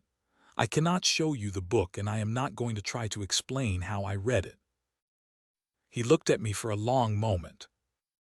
Bram said, "One of these days," he said, "you are going to tell me where you actually come from." Aldric said, "One of these days." Bram said, "Right." He turned back to the drawing, and then he did something I have not seen him do in 2 years. He pulled the lamp closer and sat down properly, like a man settling in. 300 shafts. Aldric said, 300 and some. Bram said, "And you want 1 in 1,000 held over 18 miles. Aldric said, "I do." Bram said, "That is not possible with a water level and a cord." He said it happily. That is the thing about Bram. Tell him a thing cannot be done and he goes to sleep. Tell him a thing can nearly be done and he will not go to bed. We will need an instrument, a proper one, and a way of carrying a level down a shaft without losing it on the way. Aldric said, "Yes." Bram said, "Nobody has one of those." Aldric said, "No." Bram said, "Right." He said again and reached for a clean sheet. We were up until it got light. I want to put one thing at the end of this part because it is the part that matters and it would be easy to leave out in favor of the tunnel. I could not have done this last year, not the design. The design is a memory and I had it last year too. I mean the work. 300 shafts, 400 people, 3 years. Digging in the dark for years at something that produces absolutely nothing at all until the very last section is joined and the water runs. There is no lord on this frontier who could order that and get it. You cannot flog 3 years of underground work out of frightened people. They will do it slowly and badly, and they will stop the moment your back is turned, because there is nothing in it for them, and they do not believe you will still be there at the end. What I have is 1,400 people, half of whom now read Given, who have watched me pay a widow 4 days before a funeral and follow a rule I hated and hand a woman a job and then write a law so she could take it without risking her stall. That is the tunnel, not the drawing. The drawing is the easy part. I spent this whole summer building the thing that makes the tunnel possible, and I did not know that was what I was doing. The level came first because without it there is no tunnel. I have said the problem already, but I want to put it plainly one more time. The floor of that tunnel has to drop 1 foot in every 1,000 feet all the way for 18 miles. Steeper and the water runs fast enough to tear out the floor. Flatter and it stops moving and silts up. 1 foot in 1,000 is a slope you cannot see. Stand at one end of a field and look at the other and it is flat. It is not flat. That is the whole difficulty. And I have to hold that slope through 300 separate holes in the ground, where the men digging at the bottom of shaft 41 cannot see shaft 40 or shaft 42, and are working by lamplight in a hole 4 feet wide. Bram and I built the answer over 11 days, and it is 3 simple things. A surface line. We drove a straight line of posts across 18 miles of country, from the spring to the town, and leveled the top of every post against the one before it with a long trough of water. That is slow and dull, and it took a month, but a trough of water is perfectly level and it does not care about anybody's opinion. The tops of those posts are now the truest line on this frontier. A depth down each shaft. At every post we sink a shaft, and we measure how far down the floor of the tunnel must be at that point, and we mark it. Because the posts are level with each other, and because we know the fall we want, the depth at each shaft is simply the depth at the last one plus a little more.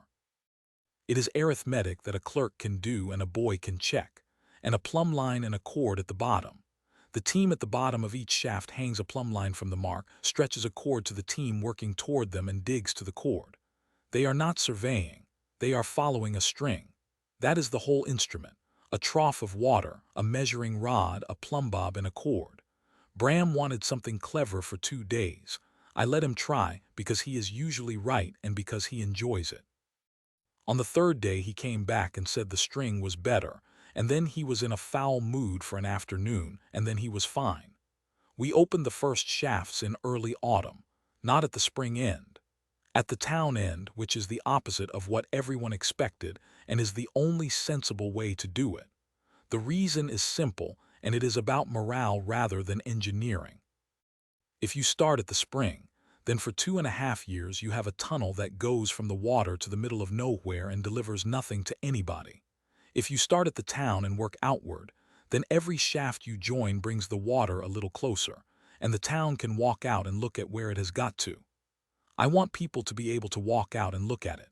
That matters more than almost anything else in a project that takes 3 years. The work is dreadful. I'm not going to pretend otherwise. A shaft is 4 feet across. A man goes down it on a rope and works in the dark at the bottom, filling a bucket, and somebody at the top hauls the bucket up. Then he cuts sideways into the rock and does the same thing lying down. It is cold. It is wet. It is completely black except for one lamp. The rock is limestone, which is kind in that it holds a roof and unkind in that it comes apart in slabs without much warning, and the air goes bad. That is the part that nearly stopped us in the 3rd week. 2 men went down shaft 9 on a still morning, and neither of them came back up the rope. They were both alive when we got them out, which was luck and nothing else. A 3rd man went down after them, got about halfway, felt himself going, and had the sense to shout and be hauled up. There is no mystery in it. In a deep hole with no through draft, the bad air settles and sits at the bottom, and a man who climbs down into it does not smell anything and does not feel afraid. He simply gets tired and sits down, and that is the end of it. I knew this. I have known it since my first life, where it is one of the very first things anyone learns about working below ground. I had not written a rule about it, because we had not yet dug a hole deep enough for it to matter, and I had been busy with the level. 2 men nearly died because I was busy. The rule I wrote that afternoon is 4 lines long, and it has not changed since. No man goes down a shaft until a lit lamp has been lowered to the bottom and hauled back up still burning. If the flame goes out or goes small and blue, nobody goes down. Nobody. Every shaft over 20 feet gets a wind sail, a canvas funnel at the top, turned into the wind with a canvas tube running down. It costs almost nothing, and it moves enough air to keep a whole suite. Every man below has a rope on him, tied always, not looped. And any man may refuse a shaft if he does not like the feel of it that day, for any reason or none, and he is paid the day and nobody says a word to him about it. That last one caused an argument. Osric thought it would be abused daily. It has been used 11 times since, and not one of those was a man being idle. 3 times the lamp test afterwards found bad air that the morning test had missed. I would rather pay for 100 false refusals than dig one man out. Here is the part I did not expect, and it is the reason I have written this whole episode the way I have.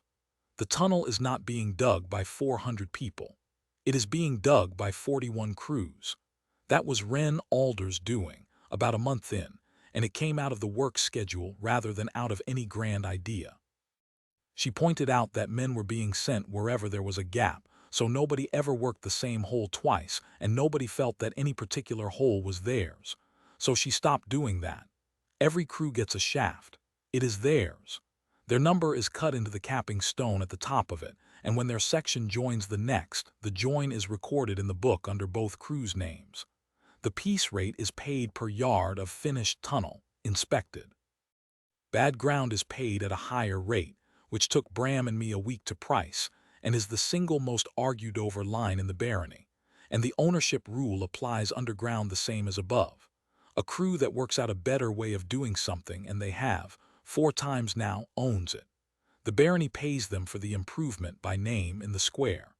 Crew 19 invented a spoil bucket with a hinged bottom that empties itself. It saves perhaps a quarter of the hauling time. Their bucket is now on every shaft on the line, and Crew 19 was paid for it, and their names went in the book. You cannot make people care about the 11th mile of a tunnel they will not see finished for 3 years. You can make them care about shaft 41 because it is theirs and their name is on it, and everybody knows. By the end of autumn we had 19 shafts sunk, 4 sections joined, and something under a mile of tunnel cut. 18 miles to go, and a little over 2.5 years by the estimate.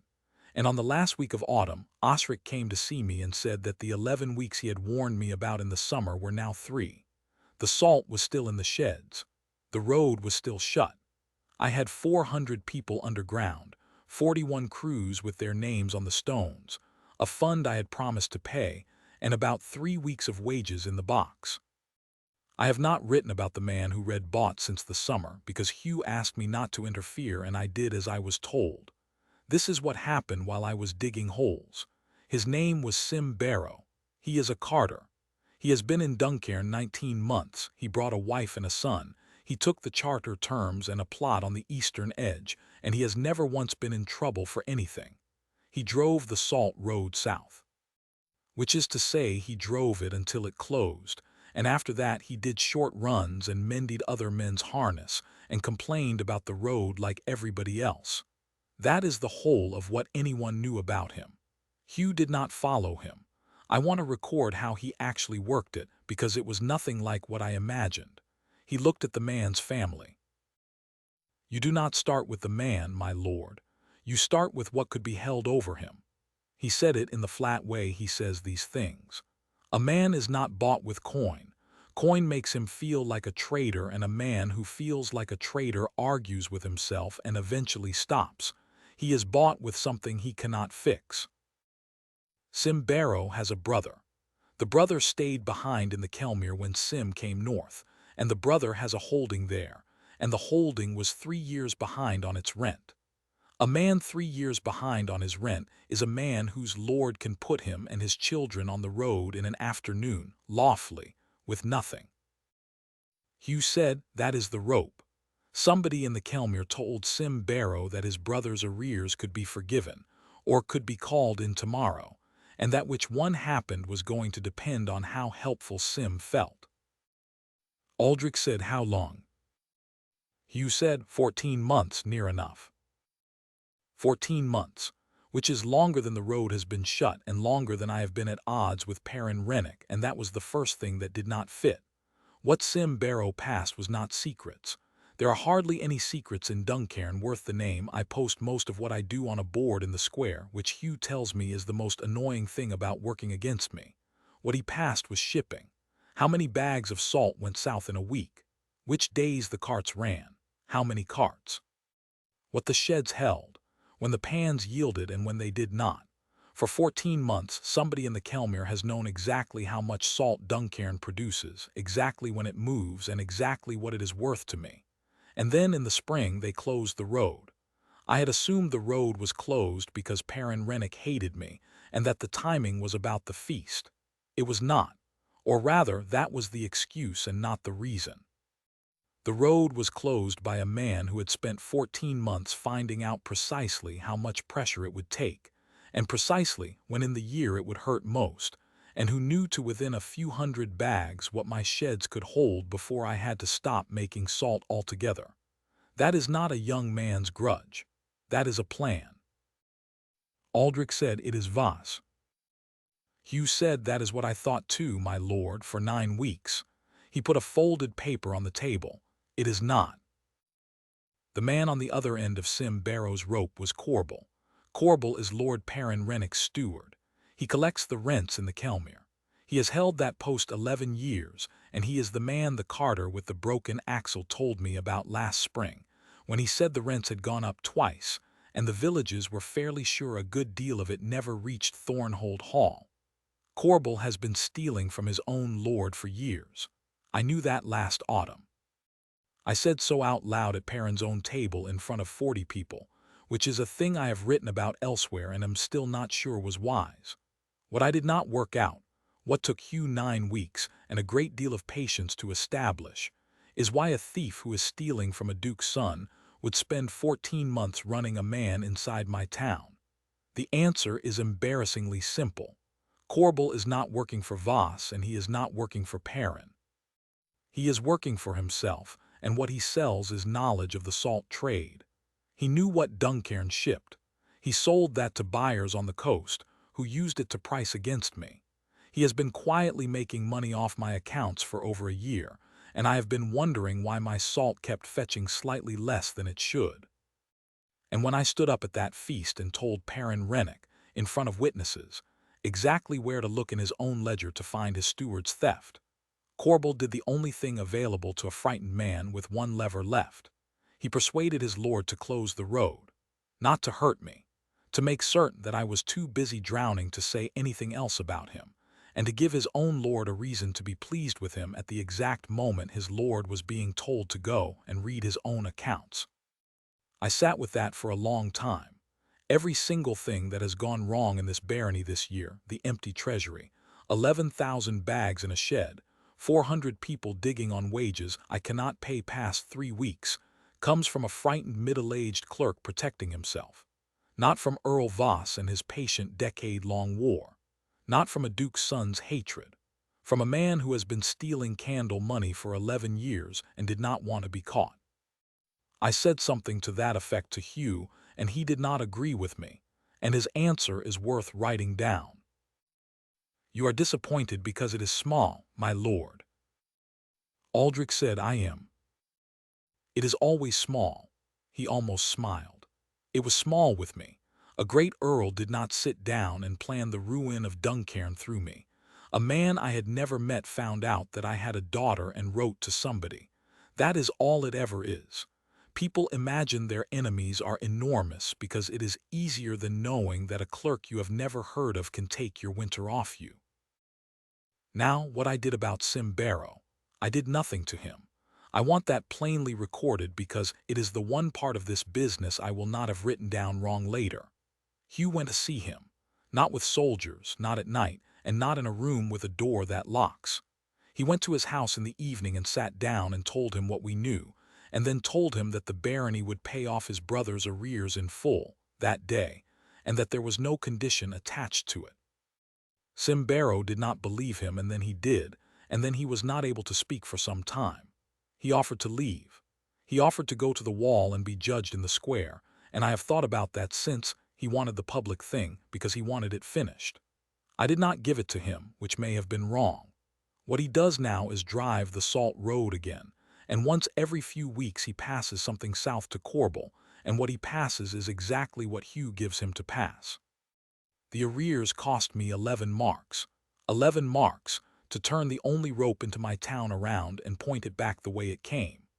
Osric has entered it in the book under Works Miscellaneous, which he tells me is the most valuable 11 marks the barony has ever spent, and which he would very much like to enter under something grander. And then there is the road. I have been carrying a sentence in my book since midsummer that I did not understand. The Lord who closed the crossing does not own the ford. He owns the road on both sides of it. Osric and I found it in the end, in a bundle of grants 2 generations older than the Rennick Charter. The ford is not part of the Kelmere grant. It never was. It is a crossing on an old drove road, a public way, for moving animals to market, laid down by the Crown long before any of these families were given anything, and it has never been revoked. Nobody has driven cattle down it in 40 years, which is why everybody, including Perrin, assumed it belonged to whoever owned the fields either side. Perrin Rennick can close his own roads. He cannot close the Crown's drove road, and he cannot close the ford. What he can do is refuse me the use of his roads to reach it, which is real, and which is why we could not simply drive down there and cross. So we did the other thing. There is a strip of unclaimed common along the eastern edge of the Kelmere boundary, 2 and a bit miles of it, running from the edge of my own march to the point where the old drove road comes down to the water. I put 90 men on it for 3 weeks and built a road. It is not a good road. It is a hard-packed stone track wide enough for 1 cart, and it floods at the northern end, and it will need rebuilding in 2 years. Bram calls it the worst thing I have ever put my name to, and he is right. It reaches the ford. The first cart went down it in the 2nd week of winter, and Perrin Rennick's men stood on their own road 80 yards away and watched it cross, because there was not one thing in law they could do about it. 11,000 bags went south over the next 5 weeks. I have thought a great deal about what the Dominion actually gave me there, because it is a good example of what it is and is not. It did not tell me to build a road. It did not find the drove road in the charters. Osric did that over 2 days with his finger on a page. It did not survey the common ground or price the work or persuade Bram. It gave me 11 words at dawn in the middle of a bad week, telling me that a thing I had assumed was true was not true. That is all it has ever done, really. It does not solve anything. It occasionally tells me that I am looking at the wrong wall. Everything after that is still work. The salt went south, the treasury filled, and the digging went on through the winter. By the turn of the year, we had 31 shafts sunk and something over 1.5 miles of tunnel cut, and I had begun to make peace with the fact that I was going to spend the next 2.5 years of my life on this.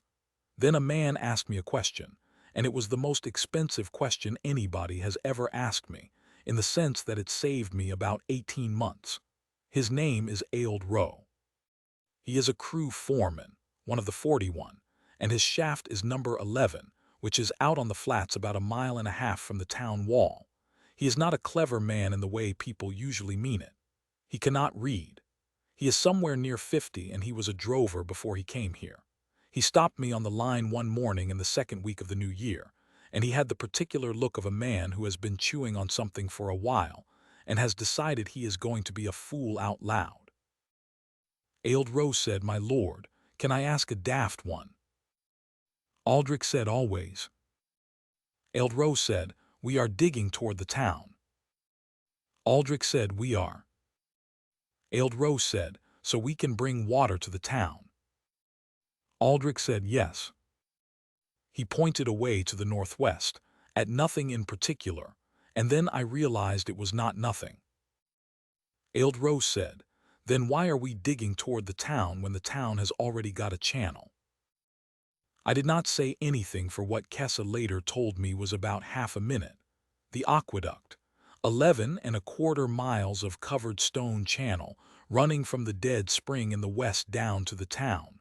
400 people, 61 days, the best thing I have ever built.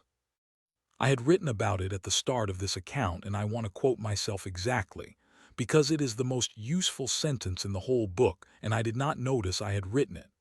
It is 11 miles of beautiful stonework carrying nothing at all, and I ride past it about twice a week, and I have stopped looking at it. I had stopped looking at it. For a full year I had ridden past a perfectly sound, perfectly graded covered stone channel, the single largest piece of engineering on this frontier, and I had filed it in my head as the thing that failed. A monument, a place where I keep my disappointment. It has not failed. There is nothing whatsoever wrong with it. It is missing its top end. Here is what Ailed Row actually saw, which I could not see because I had spent a year not looking at it. The aqueduct runs from the old spring in the west, east and slightly south, down to Duncairn. The new water is in the hills to the southwest. The two lines are not parallel. They converge, and they converge about 6 miles out from the hill spring, at a point on the flats where the old channel is already running and already at the right height. I do not need to dig 18 miles of tunnel to the town. I need to dig 6 miles of tunnel from the hill spring to the aqueduct, and then let 11 miles of stone channel that I built last year and have been ignoring do exactly what it was built to do. I went out and surveyed the join the next morning, and I did it 3 times because I did not trust myself. The levels work. Not by luck, because the aqueduct was cut to a fall of about 1 in 1,000, which is the same fall a tunnel wants, because it is the fall that water wants. Bram and I had chosen it last year for exactly the same reasons I had chosen it again this year, without either of us noticing we were doing the same arithmetic twice. The join needs a settling tank and about 200 yards of open cut where the tunnel comes up to meet the channel head. That is a fortnight's work. 6 miles instead of 18. 112 shafts instead of 340. 14 months instead of 3 years. I want to be honest about how I felt because it was not triumph. Not for the first hour. The first hour was fury at myself. I had built that channel. I had walked every foot of it. And I had let one failure at one end of it turn it into a monument in my head, a thing I rode past and looked away from, and in a year of desperate, exhausting, expensive searching for water, it had not once crossed my mind that the largest water-carrying object in the barony was sitting there empty, waiting. A drover who cannot read asked why we were digging toward a town that already has a channel. That is a beginner's question. It is exactly the question a person asks when they have not been told all the reasons a thing is impossible. And the answer was, no reason. There is no reason. You are right. I sat with that for a while and then I got hold of it properly, and here is where I have ended up, and it is the whole lesson of this year in one place. Ailed Row did not see something I could not see. He saw something I had stopped seeing. I had a category in my head called the aqueduct, and inside that category was the word failed, and once a thing is in that category, you do not re-examine it. You ride past it twice a week for a year and you look at the road instead. Every single person in that barony had the same object in front of them all year.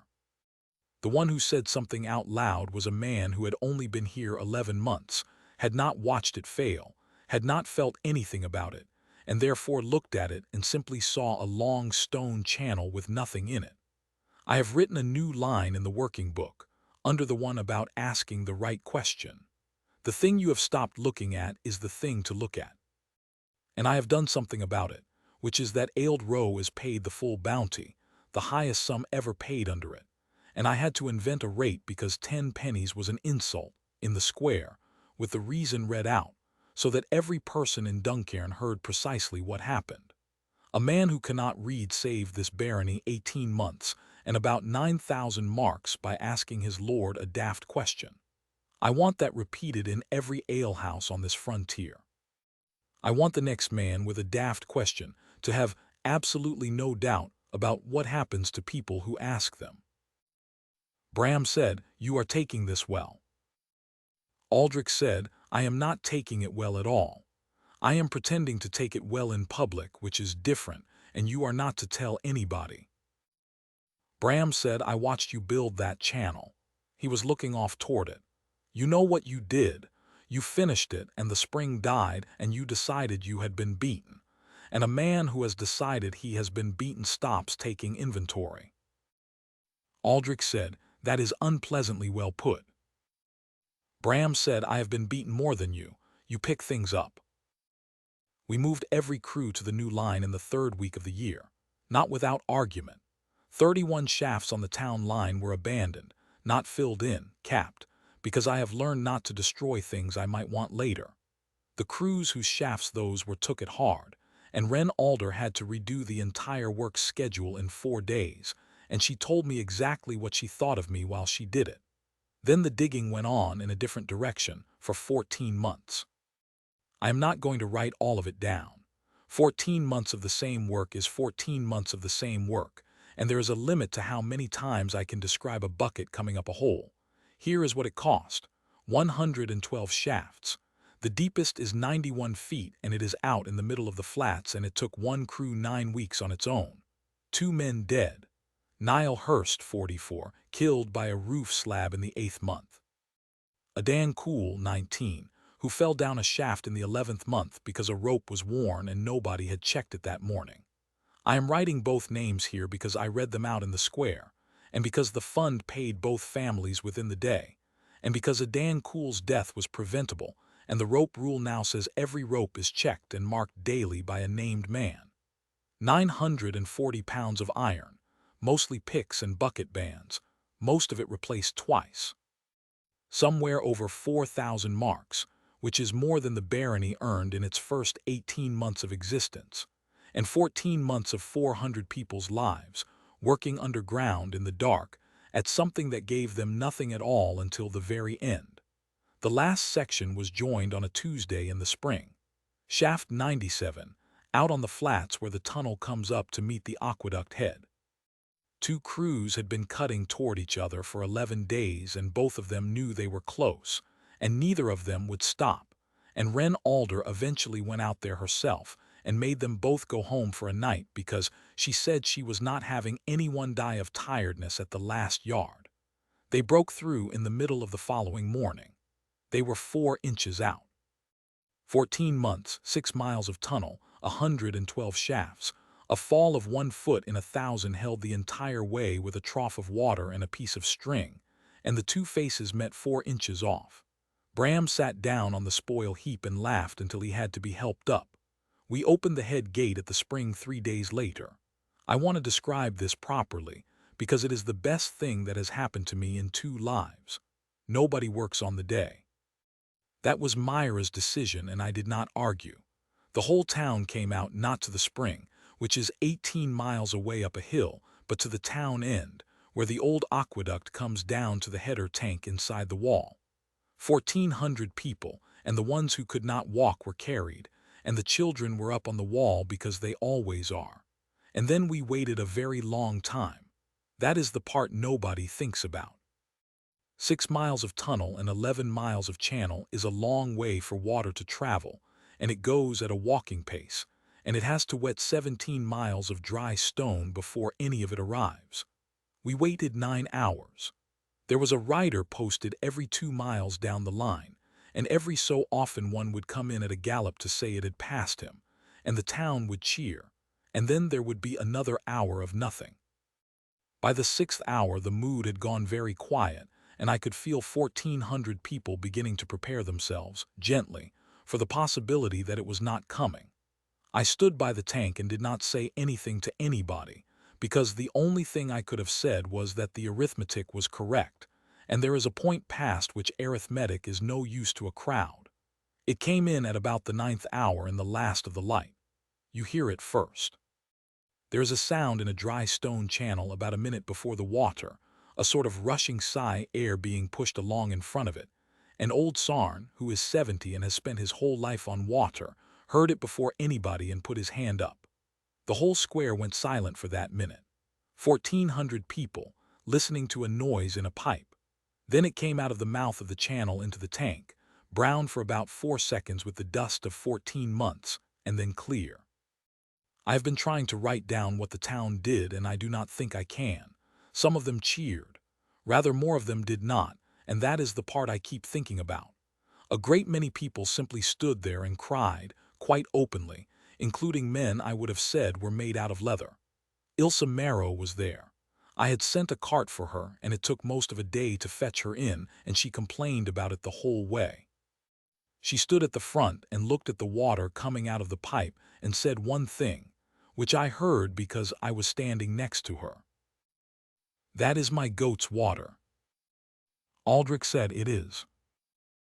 She said, and that was the whole of it. Ealdro was there and would not come to the front. Nesta Pell was there with her 3 children and her goat, which she had brought, which I have decided was deliberate. Sim Barrow was there with his wife and his son. Corin Fell was there, who broke his collarbone in the shaft I filled in 2 years ago, and who came and shook my hand and said, "Worth it then," and walked off before I could answer, which is a thing I have thought about a great deal since. The Dominion spoke that evening, and I am going to set it down as it came, because it is the only time it has ever said anything to me that I would describe as generous. Subterranean conduit complete and running. Sustainable supply sufficient for 9,000 persons. This source cannot be poisoned from the surface. This source cannot be cut. This source does not appear on any map. Intake cap lifted. Charter of settlement now fully enforceable as written. And then, after a moment, Duncairn the Ashmarch, population 1,911, standing men at arms 240, renown 68 to 104, loyalty of the population sampled, given 62 in 100, 62. It was 1 in 4 last summer. I wrote that number on the inside cover of my working book as a starting mark so that I would be able to tell whether anything I did this year actually worked. 62 in 100. I want to be careful about what I claim there, because it would be easy to say the water did it, and that would be wrong. The water arrived 3 days ago. That number was already climbing before the first shaft was sunk. It went up when a clerk paid a widow 4 days before her husband's funeral and was told not to accept thanks. It went up when a lord ruled against a woman with 3 children and 1 goat because he had said he would, and then stood in the square and said his own rule was badly written. It went up when a man was paid 3 pennies for being wrong about a hollow in public, and everybody watched him not be laughed at.